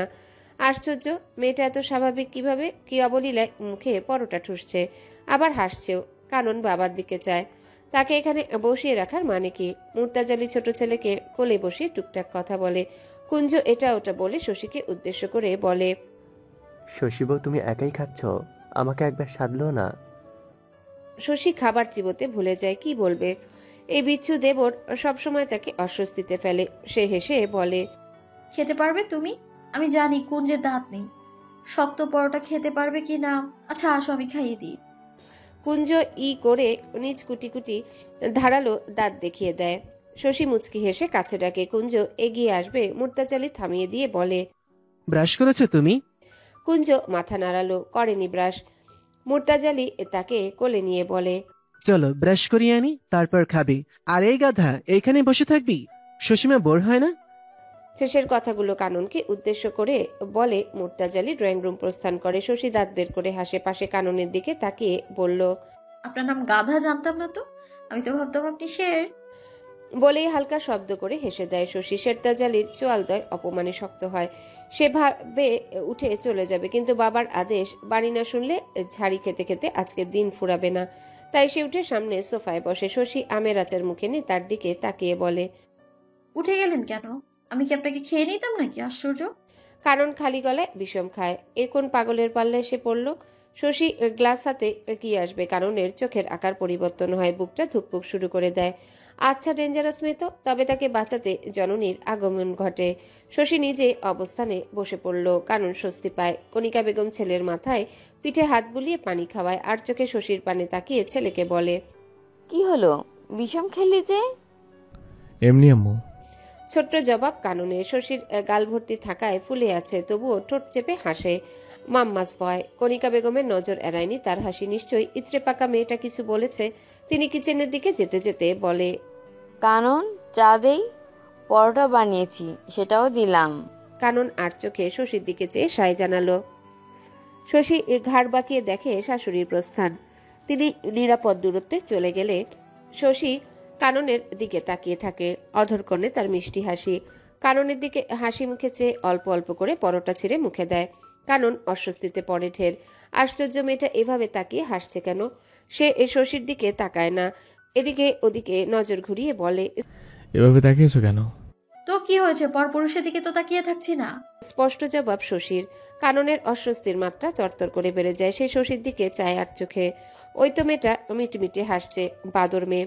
সে উঠে যাওয়ার প্রস্তুতি নেয়। শশী তাকে থামিয়ে বলে, আরে আরে, উঠছেন কেন? আপনি লজ্জা পাচ্ছেন আমার কথায়? আম সরি, বসুন না শের মশাই। কানন শশীর দিকে তীক্ষ্ণ দৃষ্টি ফেলে বসে পড়ে। শশী আর কিছু বলে না, চুপচাপ আচার খায়। আর চোখে অবশ্য কাননের দিকে তাকাতে ভোলে না। এর মাঝে কণিকা বেগম কাননের জন্য চা ও পরোটা দিয়ে যায়। কানন চায়ের কাপ তুলে নিয়ে শশীকে দেখে। মেয়েটা আবারও তার দিকে চেয়ে আছে, যেন সে কোনো এলিয়ান। সে শান্ত গলায় বলে, কি বলবে? শশী যেন কথা বলার সুযোগ খুঁজে পায়। সে স্বভাবসুলভ হেসে খালি প্লেট টেবিলে রেখে পানি পান করে বলে, আপনার কাছে আমার নাম্বার আছে? কানন ভ্রু কুঁচকে চায়। এটা কেমন প্রশ্ন? আছে। আব্বু দিয়েছিল কেন? শশীর মুখখানি এবার চুপসে যায়। তার নম্বর আছে, অথচ গাধাটা কল করে না। সে তো ভেবেছে নাম্বার নেই। এখন কি সে হাতে পায়ে ধরে অনুরোধ করবে যে, শের, আপনি কি আপনার বিবাহিত বউকে ভুলে গেছেন? কতটা কেয়ারলেস লোক, বউয়ের খোঁজ খবর নেয় না। একে তো রিমান্ডে নেওয়া উচিত। শশী থমথমে গলায় বলে, কিছু না। কিছু না বললেও শশীর মনটা একটু খারাপ হয়। বাহানা স্বরূপ খালি প্লেট নিয়ে শশী কিচেনে যায়। প্লেট ধুয়ে রেখে দেয় যথাস্থানে। তারপর শাশুড়ির পাশ ঘেঁষে দাঁড়িয়ে থাকে। কণিকা বেগম ছোট ছোট চোখে চায়। শশী দাঁত বের করে ক্লোজ আপ হাসি দেয়। তবে তার হাসি দীর্ঘক্ষণ স্থায়ী হয় না। কণিকা বেগম তার হাতে বেলুনি ধরিয়ে দেয় পরোটা বেলতে। শশী গোমরা মুখে বেলতে থাকে। কণ্ঠে খানিক দুঃখ মিশ্রণ করে বলে, প্রথম দিন শ্বশুর বাড়ি, কোথায় মাথায় তুলে রাখবে, আদর যত্ন করবে, এটা ওটা রেঁধে খাওয়াবে, তা না হাতে বেলুন বেলুন ধরিয়ে দিয়েছে। কণিকা বেগম কড়াইয়ে খুন্তি চালনা করে জবাব দেয়, ছেলের বউ এসেছে, আমিও ভেবেছিলাম সকাল সকাল উঠে রান্না করে খাওয়াবে, কিন্তু বউ যে 1 নম্বরের ফাঁকিবাজ, তার আলাভোলা চেহারা দেখে আমার বোঝার উপায় নেই। শশী পরোটা তাওয়ায় দিয়ে আর চোখে শাশুড়িকে দেখে নেয়। ভদ্রমহিলার সাথে টক্কর দেওয়া যে সে কথা না। সে প্রসঙ্গ পাল্টে বলে, আচ্ছা আন্টি, আপনার বড় ছেলের নামটা কে রেখেছিল? শের? আরে ভাই, নামের সাথে যদি তার কিঞ্চিত মিল থাকতো, ও তো ওন্দা বিড়াল। আদরের ছেলের কটূক্তি পছন্দ হয় না কণিকা বেগমের। তিনি গম্ভীর মুখে শশীর পানে চায়। শান্ত অথচ ধারালো গলায় বলে, বাজে কথা বলবে না, ও ভদ্র আর শান্ত গোছের ছেলে। তোমরা বলো না ইন্ট্রোভার্ট টাইপ, তেমনই। শেরতাজ আলী আমার মরহুম শ্বশুর মশাইয়ের নাম, আমার শাশুড়ি রেখেছেন এ নাম। শশী ঠোঁট গোল করে ও বলে চুপ বনে যায়। একটা একটা করে পরোটা বেলে ভেজে নেয়। এরই মাঝে পাখির কিচিরমিচির শব্দ ভেসে আসে। শশী অবাক হয়। পরে বুঝতে পারে এটা কলিং বেলের আওয়াজ। সুন্দর তো। কণিকা বেগম কাননকে হাঁক ছাড়ল। এই কানন, দরজা খুলে দে না বাবা। প্রতি উত্তরে জবাব আসে না। কণিকা বেগমও দুবার ডাকেন না। একটু পরে মমতাজ বেগম এসে হাজির হন কিচেনে। ভদ্রমহিলা গম্ভীর মুখে সবটা পর্যবেক্ষণ করে বলেন, কণিকা, এসব কি? বাচ্চা মেয়েটাকে দিয়ে কাজ করাচ্ছ? মানে আমি বিশ্বাস করতে পারছি না। বিয়ের পর শশী প্রথমবার বেড়াতে এসেছে, আর তুমি তাকে দিয়ে কাজ করাচ্ছ? কণিকা বেগম তার কথায় ভ্রু খেস করলেন কিনা বোঝা গেল না।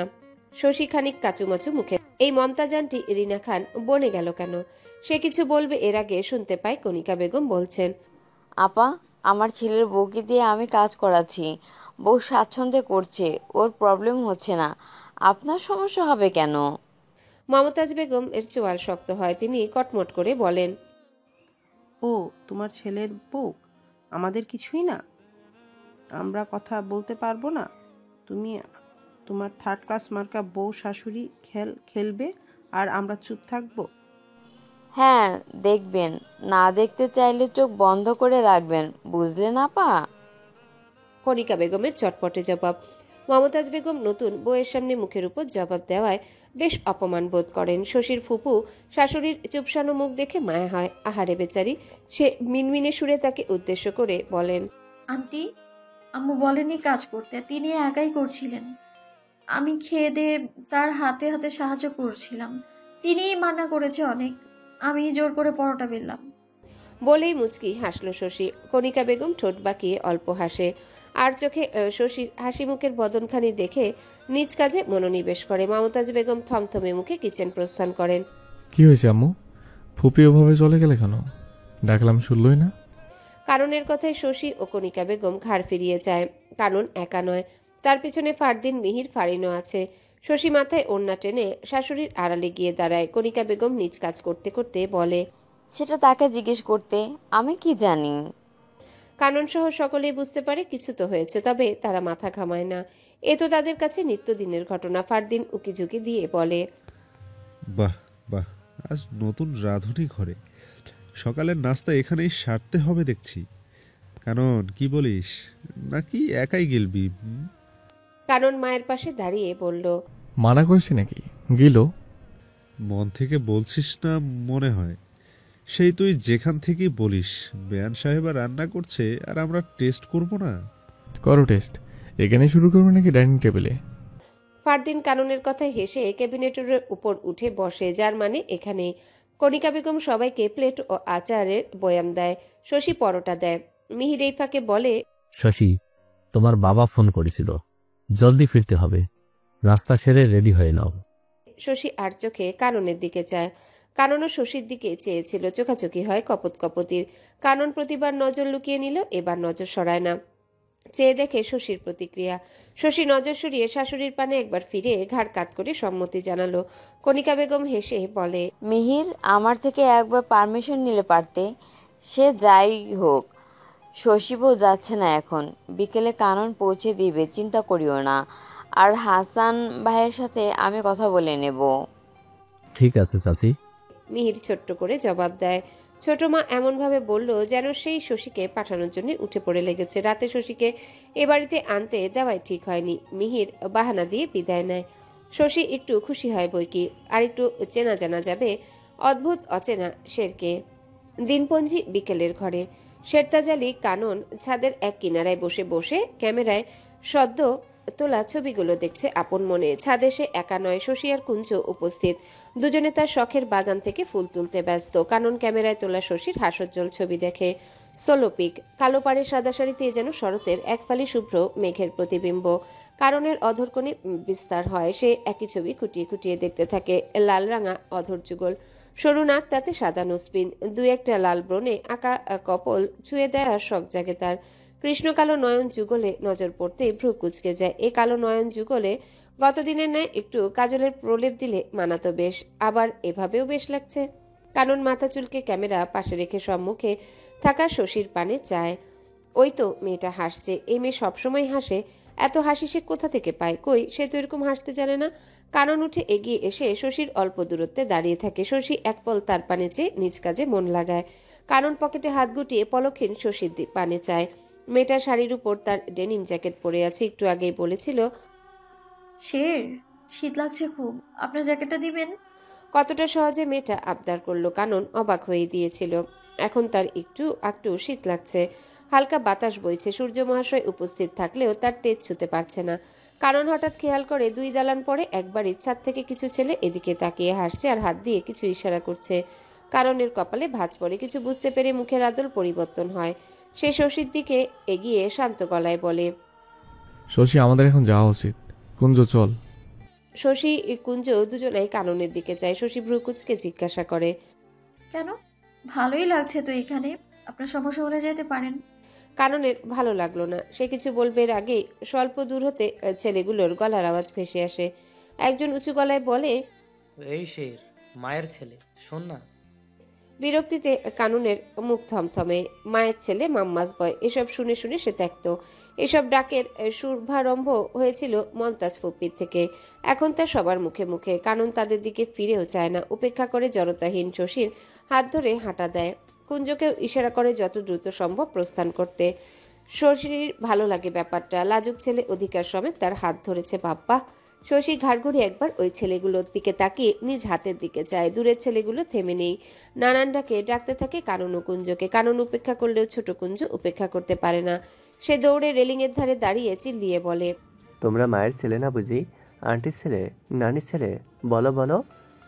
দূর থেকে ছেলেদের হাসির আওয়াজ ভেসে আসে।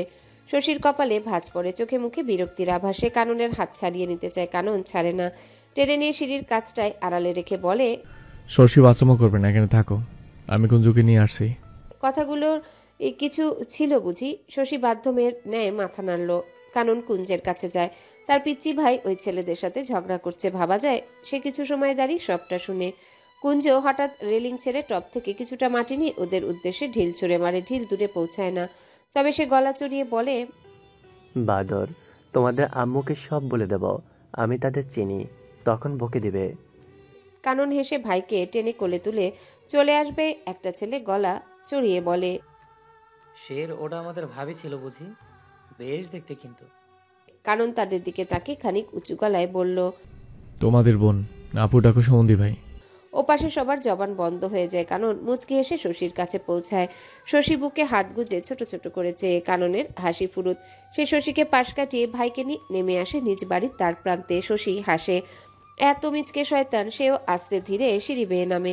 কানন ভেতরে প্রবেশ করেনি, কুঞ্জকে নিয়ে দাঁড়িয়ে আছে। শশী এসে দরজা খুলে ভেতরে ঢুকতেই সেও ভেতরে প্রবেশ করে। কুঞ্জকে নামিয়ে দরজা আটকিয়ে দিল। কণিকা বেগম তাদের আসতে দেখে বলেন, এসেছো? হাসান ভাই কল করেছিল, শশীকে ফিরতে হবে এখন। শশী, রেডি হয়ে নাও। আর কানন, ছেড়ে আর শশী বউকে। শশী সায় জানালো। কানন কিছু পল চুপ থেকে চলে যায় নিজ ঘরে। শশী তার এমন প্রস্থান দেখে ভ্রু কুচকে চায়। কি ভেবে হেসে শাশুড়ির পানে ফিরে বলে, আমার তাড়ানোর খুব তাড়া দেখছি। কিন্তু আমি তো তোমার আসার তাড়া দেখছি না শশী বউ। কণিকা বেগমের ফটাফট জবাবে শশী হাসে। আহা, এরকম একটা শাশুমা থাকলে আর কি লাগে, জামাই না হলেও হয়। শশী নিজ হাতে স্বর্ণের চুড়ি জোড়া দেখিয়ে বলে, আম্মা, এই চুড়ি জোড়া কি আপনি ফেরত নেবেন? আমার হাতে ভালোই মানিয়েছে, তাই না? কেমন বউ বউ ফিল আসছে। কণিকা বেগম তীক্ষ্ণ নজরে চায়। শশী মিষ্টি করে হাসলো। তার হাসি কণিকা বেগমের উপর কোনো প্রভাব ফেলে না। সে তার গাম্ভীর্য বজায় রেখে জবাব দেয়, ফেরত নিলে কাল রাতেই খুলে নিতাম, তবে শাড়িটা রেখে যেও, ওটা আমার মায়ের শাড়ি। তো কি হয়েছে, আরেক মা নিচ্ছে তো। বলে শশী শাশুড়ির রুমে চলে যায়। কণিকা বেগম ছোট ছোট চোখে চায়। আচ্ছা, ধরিবাজ মেয়ে তো। তার অধর কোণে অজান্তেই হাসি ফুটে ওঠে। মা গত হয়েছেন, বছর সাতেক হবে। আরেক মায়ের আবির্ভাব। শশী বোরখা পরে রেডি হয়ে বসে আছে ড্রয়িং রুমে। পাশে কুঞ্জ বসে ঘ্যান ঘ্যান করছে। শশী, বউ থেকে যাও। শশী মিষ্টি হেসে বলছে, আবারও আসবো, তুমিও চলো। কুঞ্জ আর চোখে মাকে দেখে নিয়ে বলে, আম্মু যেতে দেবে না, দেখেছো কেমন করে চোখ দিয়ে বকছে। কণিকা নজর স্বাভাবিক করে শশী হেসে বলল, আম্মা, আপনার ছেলেকে নিয়ে আমি নিশ্চয়ই হারিয়ে যাব না? ছেলে হেরে বসে আছে, তুমি আর উল্টো গান গেও না। কণিকা বেগমের স্বাভাবিক গলা। শশী বুঝতে পারল না তার কথা, তবে সে প্রত্যুত্তর করে না। পার্স থেকে 200 টাকার চকচকে নোট বের করে দুঃখী মনে ইশতার আদুরে সে টাকাটা কুঞ্জের হাতে ধরিয়ে দেয়। কুঞ্জ টাকা পেয়ে দাঁত বের করে হাসে। শশীর হাসিটা পছন্দ হয় না। তার কচকচে নোট পেয়ে দাঁত দেখাচ্ছে। ভদ্রতার খাতিরে বলতি, না নেব না। শাশুড়িও ধমকে মানা করতে পারতো, কেউ কিছু বললই না। ধ্যাত। শশী টাকাটার জন্য 1 মিনিট শোক পালন করে, তারপর বিরক্তি সুরে বলে, আম্মা, আপনার ছেলের সাজগোজ এখনো হয়নি, এতক্ষণ লাগে স্নো পাউডার লাগাতে, আশ্চর্য। কণিকা বেগম চোখ রাঙিয়ে চাইলে শশী হাসে। আমতা আমতা করে কিছু বলতে নিয়েও বলে না। পরে দেখা যাবে ঝাড়ু পেটা করবে। সে ডেনিমের জ্যাকেটের পকেটে হাত ঢুকিয়ে নিল। জ্যাকেটটাই বেশ উষ্ণতা। শের মশাইয়ের জ্যাকেট বলে কথা, সে দেবে না, নিয়ে যাবে, ভালোই হবে। তার বাবা হাসান মাহমুদ শীতের গরম পোশাক কেনার জন্য বেশ মাল করে দিয়েছে, সেটা বেঁচে যাবে। এটা দিয়ে কাজ চালিয়ে নিবে। ব্র্যান্ডের মাল, যদিও একটু জেন্টস লাগে, ওটা ফ্যাক্ট না। আজকাল এটাও ফ্যাশনের কাতারে পড়ে। শশী আবারও হাসে। নেকাবের আড়ালে হাসি দেখা না গেলেও কণিকা আক্তারের তীক্ষ্ণ দৃষ্টি আকর্ষণ করে। শশীর পেটে কথা গুড়গুড় করে, সে উগরে দিল। আমার শীত শীত লাগছিল, আপনার ছেলে কিভাবে যেন বুঝেছে, জ্যাকেট খুলে পরিয়ে দিল। মিথ্যে বলছি না, সত্যি। কণিকা বেগম বিশ্বাস করলেন কিনা বোঝা গেল না। তন্মধ্যে শেরতাজালি কারণের আগমন ঘটে। শশী আপাদমস্তক ভালোভাবে পর্যবেক্ষণ করে, কোনো পরিবর্তন নজরে আসে না। ছাদে যে বেসেছিল এখনো তেমনই। তাহলে এতক্ষণ ঘরে বসে কি ছাতার মাথা করছিলেন? কচু বনের কালাচাঁদ কানন মাকে বলে বেরিয়ে পড়ল। কুঞ্জ বায়না করে সে যাবে। কণিকা বেগম কিছু বললেন না, শুধু শান্ত চোখে চায়। ব্যাস, কুঞ্জের বায়না শেষ। তবে তার চাঁদ মুখখানি মলিন হয়ে যায়। শশীর মায়া হয় বেশ। তারা নিচতলা থেকে শশীর ভাই ফুয়াদকে নিয়ে বেরিয়ে আসেন। কানন গ্যারেজ থেকে বাইক বের করে এনে বলে, ওঠো। ছোট ওরফে ফুয়াদ হাসান পেছনে বসতে নিবে। কানন বলে, ফুয়াদ সামনে বসো।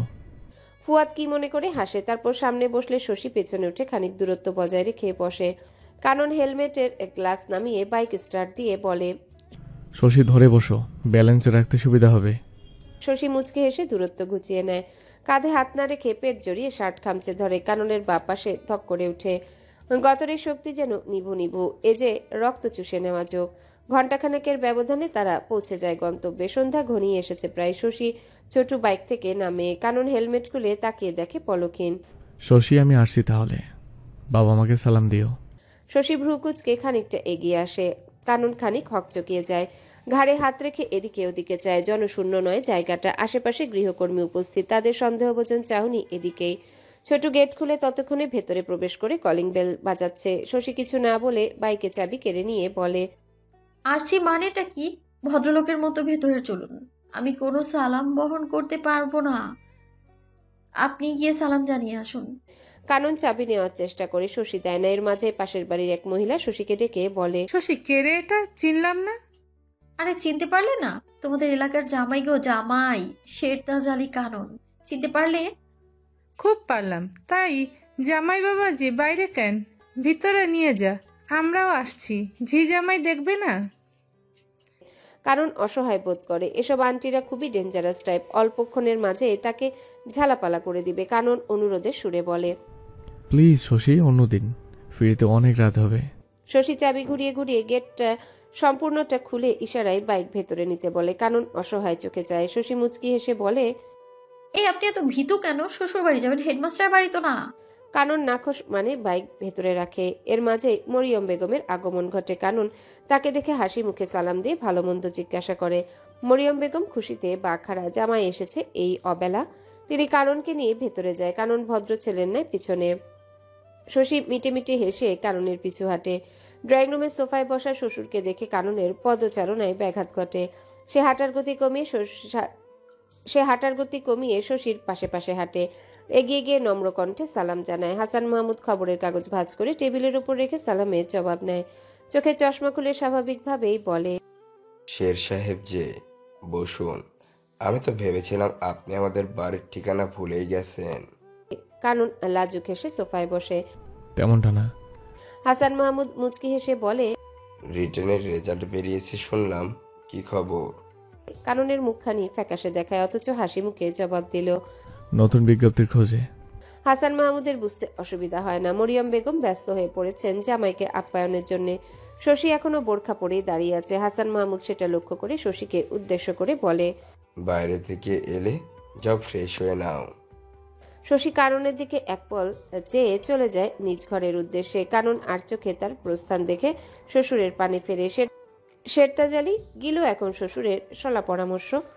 শশী ঝড়ের বেগে বোরখা চেঞ্জ করে নেয়। জ্যাকেটটা যত্নের সহিত আলমারিতে তুলে রেখে ঝড়ের বেগে বেরিয়ে আসে। কিন্তু মায়ের ডাকে দিকভ্রষ্ট হয়ে কিচেনে গিয়ে বলে, ডাকছো কেন? ডাকছি মানেটা কি? জামাই এসেছে, হাতে হাতে সাহায্য কর। ব্যস্ত গলায় বয়াম থেকে কুকিজ চানাচুরের প্যাকেট বের করে। শশীও হাতে হাতে সাহায্য করে। মিষ্টি ফল ফলাদির সাথে চাউমিন, পাস্তা, টুকটাক বেশ আইটেম রেডি করে নিয়ে যাওয়া হয় শেরতাজ আলীর সামনে। মরিয়ম আক্তার স্বভাব সুলভ হেসে বলে, শের নাও, একদমই জড়তা করবে না, এটা তোমারও বাড়ি, বুঝলে? আমি ডিনারের ব্যবস্থা করি গিয়ে। কথা শেষ করে তিনি দাঁড়ান না, ব্যস্ত ভঙ্গিতে চলে যান। যাওয়ার পূর্বে শশীকেও ইশারা করে হাত বাটাতে শশী চলে যায়। কানন ক্লান্ত বদনে একটা আপেলের টুকরো তুলে কামড় বসায়। এই পর্ব শেষ হতে না হতে ডিনার পর্ব শুরু। কানন শত গাইগুই করেও রেহাই পায় না। মরিয়ম বেগম হাত ধরে বসিয়ে দেয় ডাইনিংয়ে। কানন টেবিলের উপর সাজিয়ে রাখা ডিনারের মেনু দেখে হতাশ হয়। এই অল্প সময়ের মাঝেও কষা মাংস, মুরগি, মাছও ভেজেছে। পোলাওয়ের ঘ্রাণেই কারণের পেট ফুলে ঢোল। সে অসহায় চোখে চায় শশীর দিকে। শশী তার পাশে চেয়ারে বসে ফিসফিসিয়ে বলে, এইটুকুতে এই অবস্থা? মা পারে না আস্ত খাসি পরিবেশন করে, আস্তে ধীরে শুরু করুন। মরিয়ম আক্তার পরিবেশন করে সব। জম্পেশ খাওয়া দাওয়া শেষে মরিয়ম বেগম মেয়েকে চুপিসারে বলে কাননকে রুমে নিয়ে যেতে, দুজনে একটু আলাদাভাবে কথা বলুক। শশী একটু লজ্জা পেয়ে ইতস্তত বোধ করলে মরিয়ম বেগম গরম চোখে চায়। শশী নিয়ে যায় কাননকে। কানন রুমে গিয়ে বিছানায় বসে হাত পা ছড়িয়ে লম্বা শ্বাস টেনে নেয়। এই রুমে দ্বিতীয়বার তার পদার্পণ। বিয়ের পর এই রুমটাতে তারা গোটা একটা রাতের প্রহর গুনেছিল। শশী দরজা না আটকে হালকাভাবে চেপে দেয়। কানন মোবাইল ওয়ালেট রেখে ওয়াশরুমে ঢুকে যায়। একটু ফ্রেশ হওয়া যাক। শশী এগিয়ে এসে বিছানায় বসে। বিছানার কিনারায় শেষ সাহেবের ফোন দেখে কৌতূহলী মন আকুপাকু করে। কি ভেবে ফোনটা হাতে নিয়ে অন করে। স্ক্রিনে জলজল করে দুই ভাইয়ের হাস্যোজ্জ্বল ছবি। সে ফোনটা সুইপ করতেই খুলে যায়। আরে বাস, লক করা নেই। সে একটু আগে ঢু মারে মেসেঞ্জারে। সেখানে অসুবিধাজনক কিছু নজরে আসে না। এক নাগারে হোয়াটসঅ্যাপ, ফেসবুক, ইনস্টাগ্রাম, ক্রোম সবই চেক করে শশী একটু হতাশ। আরে এতটা ভদ্রলোক হতে কে বলেছে? শশী ফেসবুকে গিয়ে শেরতাজ আলী কাননের আইডি থেকে তার আইডিতে ফ্রেন্ড রিকোয়েস্ট পাঠিয়ে ফোন রেখে দিবে কি মনে করে গ্যালারির কথা স্মরণে আসে। গ্যালারি ওপেন করতে ওয়াশরুমের দরজা খোলার শব্দ ভেসে আসে। শশীর হাত থেকে ফোনটা পড়তে পড়তে বেঁচে যায়। অপ্রস্তুত হয়ও বেশ। এখন কি এক্সকিউজ দিবে? কানন অবাক হয় না। স্বাভাবিকভাবে এগিয়ে এসে শশীকে বলে, তোলে দেও তো। শশী হাফ ছেড়ে বাঁচল যেন। সে ফোনটা রেখে আলমারি থেকে তোয়ালে বের করে বলে, বিনা অনুমতিতে তোমার ফোনে চিরুনি অভিযান চালাচ্ছিলাম, কিন্তু হায় শের, তুমি তো একটু বেশি ভদ্রলোক। সরি। হ্যাঁ, তুমি করে বললাম। কারণ প্রসন্ন হলো। হাত মুখ মুছে বিছানায় বসে বলে, তুমি সাউন্ডস গুড। শশী ভ্রু কুচকে জিজ্ঞাসা করে, অনুমতি ব্যতীত ফোন ধরেছিলাম, রাগ করেনি তো? আপনজনের সাথে খুব জোর অভিমান করা যায়, রাগ কি জিনিস? মাথা চুলকে মিনমিনে গলায় বলে কানন। শশীর কানে পৌঁছালে সে ছোট করে চায়। বাহ, শের সাহেবের বুলি ফুটেছে। কারণ এবার একটু অস্বস্তিতে পড়ে। মুখে এসেছিল, ফট করে বলে দিয়েছে। মেয়েটা এভাবে তাকিয়েছে যেন গিলে নিবে। সে ফোন ও ওয়ালেট পকেটে পুরে বলল, অনেক দেরি হয়ে গেছে, এবার ফিরতে হবে। আসছি শশী। শশী দুহাত প্রসারিত করে কাননের সম্মুখে দাঁড়িয়ে তার রাস্তা আটকায়। কারণ এক পা পিছিয়ে যায়। লম্বা শ্বাস টেনে বুকের বাপাশে হাত রাখে। আবারও ধুকপুক করছে যেন বেরিয়ে আসবে। কিছু বলবে? তোমার কাছে আমার ফোন নাম্বার আছে, very good, but phone number থাকা সত্ত্বেও কল করো না, দ্যাটস ভেরি ব্যাড শের। কানন মাথা চুলকে লাজুক হাসলো। শশী পায়ের আঙ্গুলে ভর দিয়ে একটু উঁচু হয়ে কাননের চুল টেনে বলে, এই সবসময় মাথা চুলকাও কেন? উকুন আছে নাকি? বলেই চুল ছেড়ে মুখ খানিকটা বিকৃত করে। কানন তাৎক্ষণিক প্রতিক্রিয়া ব্যক্ত করে বলে, আরে না না, উকুন আসবে কোথা থেকে, এমনিতেই। শশীর চাহনি দেখে চুপ করে যায় কানন। শশী আলমারি খুলে ডেনিম জ্যাকেট বের করে এনে কাননের হাতে দিয়ে বলে, সাবধানে যাবে, পৌঁছে ভদ্রলোকের ন্যায় কল করে জানাবে, ঠিক আছে? আচ্ছা। মাথা কাত করে সাই জানালো কানন, যেন রাগী টিচারের আদেশ বাণী শুনে ভীতু ছাত্রের শিকার। শশী মুচকি হাসলো। কানন মুগ্ধ হয়ে তাকিয়ে থাকে। হাসলে মেয়েটাকে এতটা আকর্ষণীয় লাগে কেন? অজান্তে একটা হাত শশীর গাল ছুঁয়ে দেয়। শশী চোখ বড় বড় করে তাকিয়ে দু কদম পিছিয়ে যায়। কানন ঢোক গিলে জড়তা কাটিয়ে বলে, গালে চোখের পাপড়ি ছিল, আর কিছুই না। শশীর বিশ্বাস হয় না। একা নাও, তবুও কিছু বলে না। কানন ঘর থেকে বেরিয়ে যাওয়ার তোড়জোড় শুরু করে। মরিয়ম বেগম থাকার অনুরোধ করে, কিন্তু হাসান মাহমুদ হাসি মুখে বলেন, আরে থাকবে না শের সাহেব, শুধু শুধু দেরি করাচ্ছে। মরিয়ম বেগম কড়া চাহনি নিক্ষেপ করে। হাসান মাহমুদের ওসবে ভ্রুক্ষেপ নেই। কানন অস্বস্তিতে ঘেমে নেই একাকার। আশ্চর্য, সে কি থাকার পায়তারা করছে নাকি যে শ্বশুর মশাই তাড়ানোর জন্য উঠে পড়ে লেগেছে? কানন পকেট থেকে টিস্যু বের করে মুখ মুছতে মুছতে আবারও সালাম জানিয়ে বের হয়ে যায়। রাতের খাবার শেষে বিছানায় হাত পা ছড়িয়ে শুয়ে আছে শশী। শূন্য দৃষ্টি এলোমেলো। অপেক্ষায় আছে সে, অধীর অপেক্ষায়, এক ফোন কলের অপেক্ষায়। কল করুক বেটায়, এক ধমক লাগাবে। 12টা বাজতে চলল, এখনো কল করার নাম নেই শের সাহেবের। শশীর রাগ হয়, সাথে একটু চিন্তাও হয়। দূরের রাস্তা, যদি দুর্ঘট। শশী লাফ দিয়ে উঠে বসে। আশ্চর্য কি সব হাবিজাবি ভাবছে সে। ফোনটা বিছানায় ছুঁড়ে ফেলে কাঁথা মুড়ি দেয়। অভদ্র লোক। শশী ঘুমানোর চেষ্টা করে। ঘুম নামে না আঁকিতে, বরং সেথায় ঝিরিঝিরি বর্ষণ হয়। ঘরে কারো আগমনে খরগোশের ন্যায় সজাগ হয় শশী। আঁকি যুগল মুছে স্বাভাবিক হয়, বুঝতে পারে কেউ পাশে শুয়ে তাকে জড়িয়ে নিয়েছে। সে হাসার চেষ্টা করে বলে, আম্মাজান কিছু বলবেন? মরিয়ম বেগম মেয়ের কাঁথার ভেতরে ঢুকে বলে, একটু গপ্প সপ্প করতে এলাম। শশী মাকে আষ্টে পৃষ্ঠে জড়িয়ে ধরে কিছু বলে না।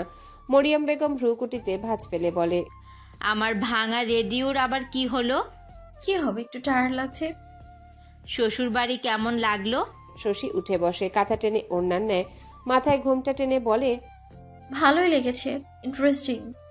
মরিয়ম বেগম বালিশে কনুই ঠেকে একটু উঁচু হয়ে মেয়ের দিকে চায়, চোখে মুখে এক অন্যরকম দ্যুতি ছড়িয়ে। শাশুড়ি কেমন? ভালো, আমার তো ভালোই লেগেছে, তবে শাশুড়ির ছেলে সমস্যা মা, এত আলাভোলা, অন্য বিড়ালে নেই, মিউ মিউ করে খালি। সাথে সাথে তার মাথায় চাটি পড়ে। শশী মাথা ডলে। মরিয়ম বেগম চোখ রাঙিয়ে চেয়ে বলে, একদম আজে বাজে কথা না, বড় হয়েছিস এখন, বাচ্চামো স্বভাব বাদ দে শশী। শশীর চোখে পানি চিকচিক করছে। সে গায়ে লিয়ে কাঁথায় ঠেকে নেয় নিজেকে। ঘুমাবো আমি, তুমি যাও মা। মরিয়ম বেগম উঠে যেতে যেতে বলে, যাচ্ছি যাচ্ছি, তোর শাশুড়ি ফোন করেছিল, সে পৌঁছে গেছে।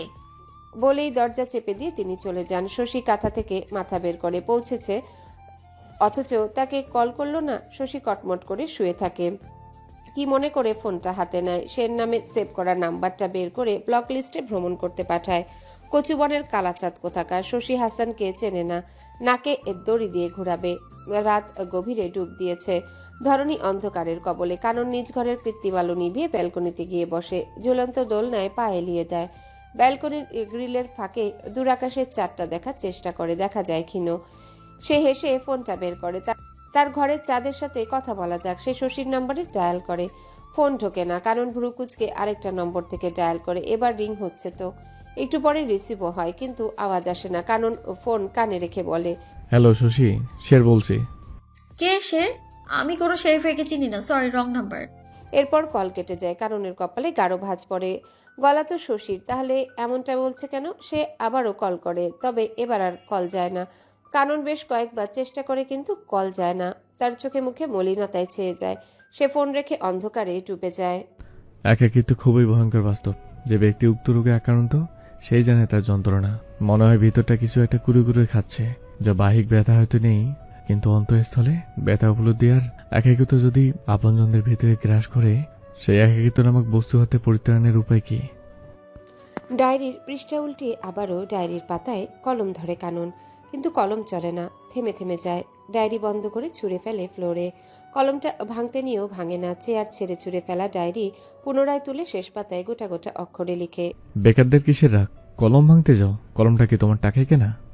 বাপের টাকা চলা পুরুষদের রাগ মানে না। রাগ গেলি না শেরতাজালি। শেরতাজালি কানন ডায়েরি বন্ধ করে রেখে দেয় বইয়ের ভিড়ে। সেখানে শতখানেক চাকরির প্রস্তুতি বিষয়ক বইয়ে ঠাসা। তার বাবা প্রায় প্রত্যহ নিয়ে আসেন এক একটা করে। কানন ইচ্ছে হলে পড়ে, না হলে না। কানন বইদের ভিড় থেকে সেলফ সাজেশন বইটা বের করে চোখ বোলাতে থাকে পাতায় পাতায়। এরই মাঝে রুমে কারো আগমন ঘটে। কানন বুঝতে পারল, প্রতিক্রিয়া ব্যক্ত করে না। কুঞ্জ মিটিমিটি হাসে, ভাবে ভাই দেখেনি তাকে। সে আবছা অন্ধকারে চুপি চুপি পায়ে এগিয়ে এসে বিছানায় রাখা ফোনটা তুলে সোয়েটারের ভিতর লুকিয়ে নেয়। তারপর যেমনটি এসেছিল সেভাবেই বেরিয়ে যাবে, কিন্তু বিধি বাম কিছু একটার সাথে বেঁধে পড়ে যায় মুখ থুবড়ে। ফোনটাও শব্দ করে মেঝেতে লুটিয়ে পড়ে ছিটকে যায়। কানন তড়িঘড়ি করে এগিয়ে আসে। দূরে পড়ে থাকা ফোনটা এক পলক দেখে নিয়ে ভাইকে টেনে তুলে বিছানায় বসিয়ে দেয়। কুঞ্জ ততক্ষণে গলা ফাটিয়ে কাঁদছে, ব্যথা পেয়েছে বেশ, নাকটা লাল হয়ে আছে, ঠোঁট কেটে রক্ত বেরোচ্ছে।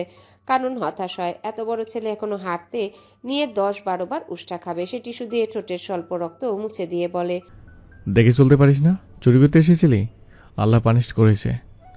কুঞ্জ ভাইকে এলোমেলো 2-4টা থাপ্পড় মেরে বলে, সব তোমার দোষ, তুমি ফেলে দিয়েছো আম্মু।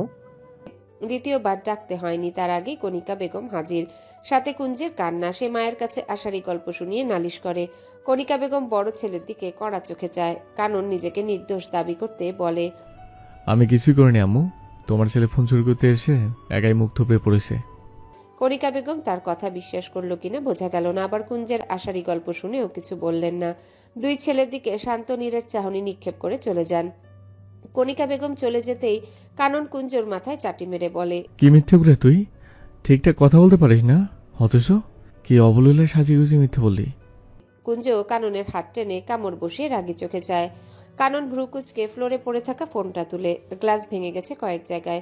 ফোন অন করে ভাইয়ের হাতে ধরিয়ে দিয়ে নিজে পড়ার টেবিলে বসে মাথা এলিয়ে দেয় বইয়ের পাতায়।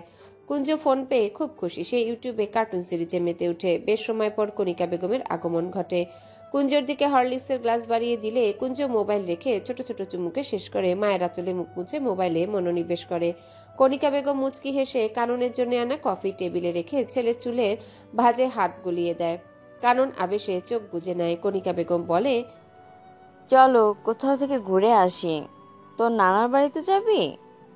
কানন বইয়ের পাতা বন্ধ করে বলে, তোমরা ঘরে এসো, আমার যেতে ইচ্ছে করছে না। তোর কি ইচ্ছে করে? 8-10 দিন হবে বাড়ি থেকে বের হোস না, শুধু এ ঘর ও ঘর। এসব কি কানন?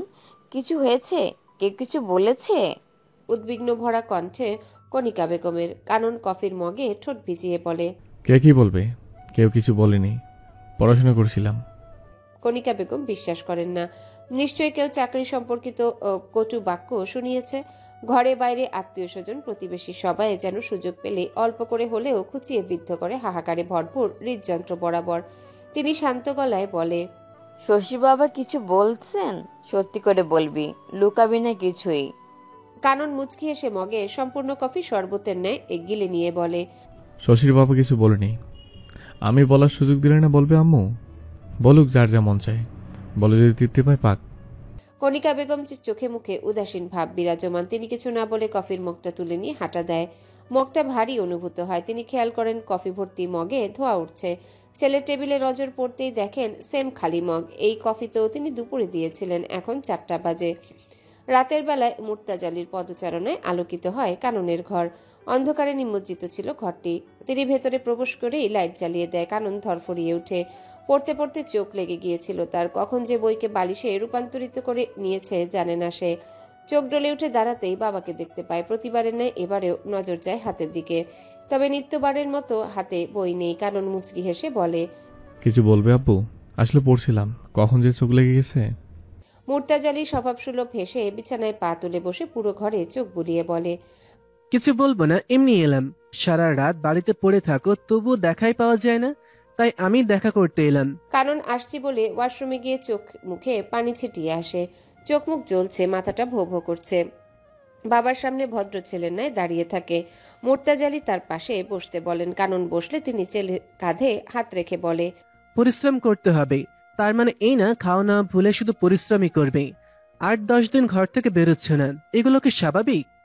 কানন আদিতেই মাথা নিচু করে নিয়েছে। মুর্তাজালি ছেলের মাথায় হাত বুলিয়ে বলে, লোকের কথায় কান দিও না, ওদের কাজ অন্যের সমালোচনা করা। তুমি বেকার টানের সমালোচনা করেছি। তুমি চাকরি করবে তবুও সমালোচনা করবে, কোনো না কোনো ত্রুটি বের করে। তুমি যতই ভালো কিছু করো না কেন, ওরা তবু সমালোচনা করে, তোমাকে পিছু টানার চেষ্টা করবে। তবে কেন ওদের কথায় প্রভাবিত হবে? তেমন কিছু না আব্বু, বাইরে যেতে ভালো লাগে না। অযথা বাইরে গিয়ে কি করব? কেন? বন্ধু বান্ধবের সাথে ঘুরবে ফিরবে, আড্ডা দেবে, মনটা ফ্রেশ হবে। আমার কোনো বন্ধু নেই আব্বু। বলতে চেয়েও বলে না কানন। সত্যি তার তেমন কোনো বন্ধু নেই। 2-1 জন যা আছে তাদের সাথে তার হ্যালো হাই সম্পর্ক, প্রয়োজন ছাড়া কথা অবধি হয় না। তার বন্ধু না হওয়াটাই স্বাভাবিক। স্কুল কলেজে যত ছেলে পেলেদের সাথে মিশেছে বা যাদের বন্ধুদের মতো চলেছে, তাদের কাউকেই মুর্তাজালির মনে ধরেনি। কাননকে একাকি ডেকে বলতো অমুক ছেলের সাথে মিশবে না, সে সিগারেট খায়, তমুক ছেলে মারামারি করে, ওর বাবা রাজনীতিতে জড়িত, দূরে থাকবে। এরকম নানান দোষ ত্রুটি ধরিয়ে কাননকে মানা করত। কানন তবুও মেশার চেষ্টা করত। অত শত বুঝে বন্ধুত্ব হয় নাকি? তখন মা নামক দুর্বলতাকে কাজে লাগাতো। কারণও যে মায়ের নেওটা ভার্সিটি লাইফে স্বাধীনতা পেলেও খুব সুবিধা করতে পারেনি। মিহির আর ওর বন্ধুরা সিলেট থেকে ঘুরে এলো গত পরশু, তাদের সাথে যেতে পারতে।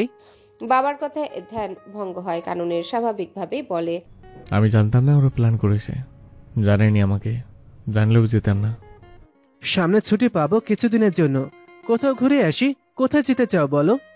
কারণ এবার বিরক্ত হয়ে বলে, বলেছি তো কোথায় যেতে চাইছি না। তোমরা এমন বিহেভ করেছো যে আমি একটা ছোট বাচ্চা, লাইক কুঞ্জ। তোমরা যেতে চাইলে যেতে পারো, I don't have any interest. Murtazali দমে না, উঠে দাঁড়িয়ে বলে, যেমন ইচ্ছে তোমার। তবে আমার মনে হয় চাকরির ব্যাপারটা এইবার সিরিয়াসলি নেওয়া উচিত। তুমি ভুলে যাও টপার স্টুডেন্ট ছিলে লাইফে। এখন তুমি নিজের সর্বোচ্চটা দিচ্ছ না, তাই ফলাফল পাচ্ছ না।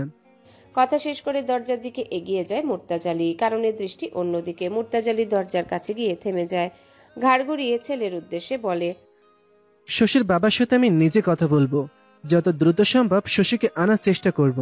কারণ বলতে চায় থাক, চেষ্টা করতে হবে না, সময় হলে সেও আসবে, কিন্তু কথাগুলো কোথাও আটকে যায়, বলতে পারে না সে কেন এমনটা হয়। গধূলি বেলায় হালকা কুয়াশায় ধরনী শীতল আবেশে মেতে।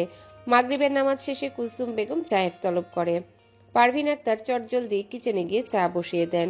সবার জন্যে চা বানিয়ে ড্রয়িং রুমে নিয়ে আসেন। প্রায় সকলেই উপস্থিত শিরিন বাদে। কুলসুম বেগম চায়ে চুমুক বসিয়ে মুখ কুচকে নেয়, ত্যক্ত গলায় খেকিয়ে বলেন, আল্লাহ চা, মনে হইতেছে বাচ্চা গোর পেশাব। ওয়াক থু থু। মেহের চায়ে চুমুক দিচ্ছিল সবে। দাদির কথায় জিভ ঠোঁট পুড়িয়ে ফেলে। কিসের সাথে কিসের তুলনা! ছি! সে দাদির পানে তাকিয়ে কাঁদো কাঁদো স্বরে বলে, বুড়ি, তোমার জন্য জিভ পুড়ে গেল, সাথে চা খাওয়ার স্বাদটাও কিসের সাথে কিসের তুলনা! হ্যাঁ, চা তো ঠিকই আছে, সমস্যা তোমার মুখে। আর বাচ্চাদের পেশাব খেয়েছিলে, যে স্বাদ ধরতে পারলে। কুলসুম বেগম যেন জ্বলে ওঠেন। আমার মুখের সমস্যা? তোর মায়ে চা বানাইতে জানে না, মনে হয় চিনির বদলা নুন দিছে। পারভিন বেগম ভ্রু কুচকে বলে, লবণ দিইনি, তবে হ্যাঁ, আপনার চায়ে চিনির পরিমাণ অতি নগণ্য। আপনার ডায়াবেটিস আছে, ভুলে যান। কুলসুম বেগম বিড়বিড় করে তার 14 গোষ্ঠী উদ্ধার করে। চায়ের কাপ সশব্দে রেখে উঠে মেন ফটকের দিকে চলে যায়। মিহির আটকায় দাদিকে, মিষ্টি কথায় ভোলানোর চেষ্টা করে। কুলসুম বেগম গলেন না, তেজি গলায় বলে, বাস মুই আর কয়দিন একটু ইচ্ছা মতো খাইতে পারুম না। এটা খাওয়া যাইব না, ওটা খাওয়া যাইব না, খামু কি তাইলে? বুড়ি হইয়া গেছি, এমনিতেই মুখে স্বাদ বাদ কিচ্ছু নাই। যেটা খাইতে চাই সেটার উপরেই নিষেধাজ্ঞা, বুঝি তো? কর্তা মরছে তাই আমি উল্খা গড়া। বলতে বলতে বৃদ্ধার কণ্ঠস্বর কেঁপে ওঠে। উপস্থিত সকলেরই হতবুদ্ধি অবস্থা। তারা তো তার ভালোর জন্যই বারণ করে, অথচ উনি মনে মনে কষ্ট পান। মিহির দাদির কাজ জড়িয়ে নরম সুরে বলে, তুমি তো আমাদের সবার আদরের, আমরা সবাই তোমাকে ভালোবাসি। তুমি বুঝে শুনে এরকম বাচ্চামো করো কেন? কিছুদিন আগেই তো ডায়ালাইসিস করানো হলো, মিষ্টি পুরোপুরি নিষিদ্ধ। তোমার নিজের শরীরের দিকটাও একটু ভাবতে হবে, তাই না? সুস্থ থাকার জন্য নিয়মাবলী মেনে চলা আবশ্যক দাদি। বৃদ্ধা চুপচাপ শুনে বুঝেও কিন্তু তবুও মন মানতে চায় না। ভালো লাগে না তার এসব নিয়ম মাফিক জীবনযাপন। ওপরওয়ালা যতদিন চাইবেন থাকবেন দুনিয়ায়, ডাক চলে এলে যাবেন। তিনি খানিকক্ষণ চুপ থেকে বলে, 3 তলা যাবো আমি, ছোট বউর লগে কয়েকদিন থাকুম। বেচারির ওপর মেলা হম্পি দম্পি চালাইছি, হ্যাঁ ও চুপ থাকে নাই, তবে কখনো বেয়াদবি বা অসম্মান করে নাই। আলতাজ বেগম কিছু বলবেন, মিহির থামিয়ে দেয় তাকে, চোখে আশ্বস্ত করে বলে, আচ্ছা থেকো ছোট ছেলের কাছে, মানা করবো নাকি? চলো আমিও যাই সাথে। বলেই তাকে সাথে নিয়ে পা বাড়ায়। মেহের পিছু নেয়, সেও যাবে। ফারদিন এক চুমুকে উষুম গরম চা সাবার করে বলে, এই দাঁড়া, আমিও যাই। আজকের ডিনার ছোট চাষির হাতের সুস্বাদু খাবার, তার হাতের রান্না মানেই চেটে পুটে সব শেষ। বৃদ্ধাকে নিয়ে সিঁড়ি বেয়ে তারা 3 তলায় হাজির। কলিং বেল বাজাতে দরজা খুলে যায়। ফারদিন ভ্রু কুচকে উকিঝুঁকি দিয়ে বোঝার চেষ্টা করে দরজাটা খুলল কে। ছোট কুঞ্জ কোমরে হাত দিয়ে ঘাড় উঁচিয়ে তার দিকে চেয়ে বলে, চোরের মতো টুকি দিচ্ছ কেন? ফারদিনের কপাল শিথিল হয়। কুঞ্জের দিকে তাকিয়ে হেসে বলে, দাদাজান আপনি? আমি তো ভয় পেয়েছিলাম, দরজা কে খুললো? কুঞ্জ নাক মুখ বিকৃত করে ভেঙচি কাটলো। মেহের কুঞ্জর গাল টিপে দাদাজান সম্বোধন করে লম্বা সালাম জানায়। কুঞ্জ রেগে ধবং চবং করে ছুটে যায় বাড়ির ভেতরে। কুলসুম বেগম ফোকলাতাতে হেসে ডাকে, স্বামী পলাও কেন? তোমার লগে থাকতে আইলাম, আসো কাছে আসো, আদর করি। বদবরি, আমি তোমার স্বামী নই, আর খবরদার কেউ দাদাজান বলে ডাকিবে না। কুঞ্জ দৌড়ে ড্রয়িং রুমে দণ্ডায়মান মায়ের আঁচলের তলায় লুকিয়ে বলে ওঠে। কণিকা বেগম ছেলেকে চোখ রাঙিয়ে বলে, বলেছি না দাদি রাখবে। আম্মা ভেতর আসুন। ফারদিন, মিহির, মেহের এসো, বসো। কুঞ্জর মুখখানি চুপসে যায়। মায়ের আঁচল ছেড়ে সোফায় ভাইয়ের পাশে বসে। ফারদিন মেহের এসে সোফা দখল করে বসে কাননকে ফিসফিসিয়ে বলে, হয়েছেটা কি? মহল গুরুভার কেন? মাত্র এলে, ধীরে ধীরে জানতে পারবে। কারণে ছোট্ট জবাব। ফারদিন সম্মুখে বসা ফুপ্পি মমতাজ, ফুফাতো ভাই মইনুদ্দিন এবং তার স্ত্রী সাথের দিকে দৃষ্টি দিয়ে ভদ্রসুলভ হাসে। প্রতি উত্তরে তারাও হাসে। মিহির দাদিকে নিয়ে বসিয়ে দেয় সিঙ্গেল সোফায়। সে সোফার হাতলে বসে পরিস্থিতি বোঝার চেষ্টা করে। তাকে কষ্ট করতে হয় না। ফুপ্পি মমতাজ হাস্যোজ্জ্বল মুখে জানান তার একমাত্র ছেলে একটা চাকরির অফার নিয়ে এসেছে কাননের জন্য, এক ওষুধ কোম্পানির এমপিও পদে। ছেলে মইনুদ্দিনও সে একই কোম্পানিতে চাকরি করে। কাননকে কিছুই করতে হবে না, শুধু জয়েনিং। কানন ভদ্রতার সাথে তা প্রস্থান করে। সে নিজ উদ্যোগে কিছু করতে চায়, আর কেউ কিছু বলে না। মমতাজ বেগম অবশ্য দুই একটা কথা বলতে ভুললেন না, তবে তার কথার জবাবে কণিকা বেগমও চুপ থাকেননি। এই ননদ ভাবির কোন্দল সবসময় লেগেই থাকে। কারণ চুপচাপ বসে, তার মুখায়ব ঠাহর করা মুশকিল।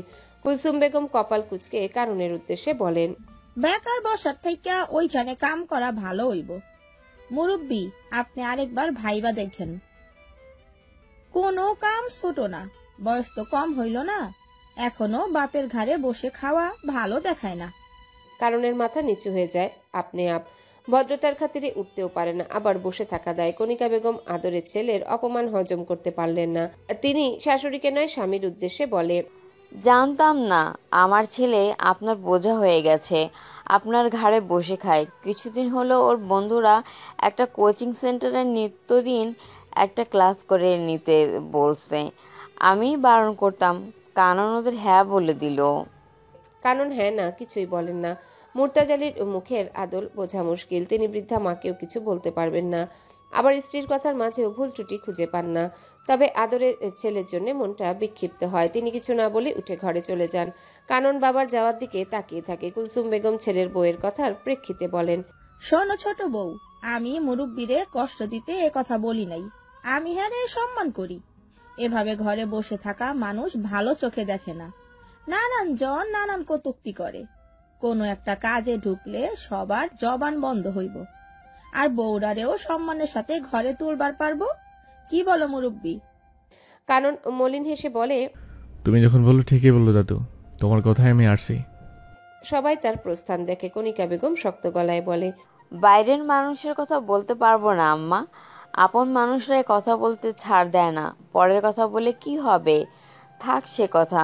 চা খাবেন? চা দিব? বলেই তিনি কিচেনের দিকে চলে যান। ড্রয়িং রুমের পরিবেশ থমথমে। মমতাজ বেগম চলে যান নিজ নিরে।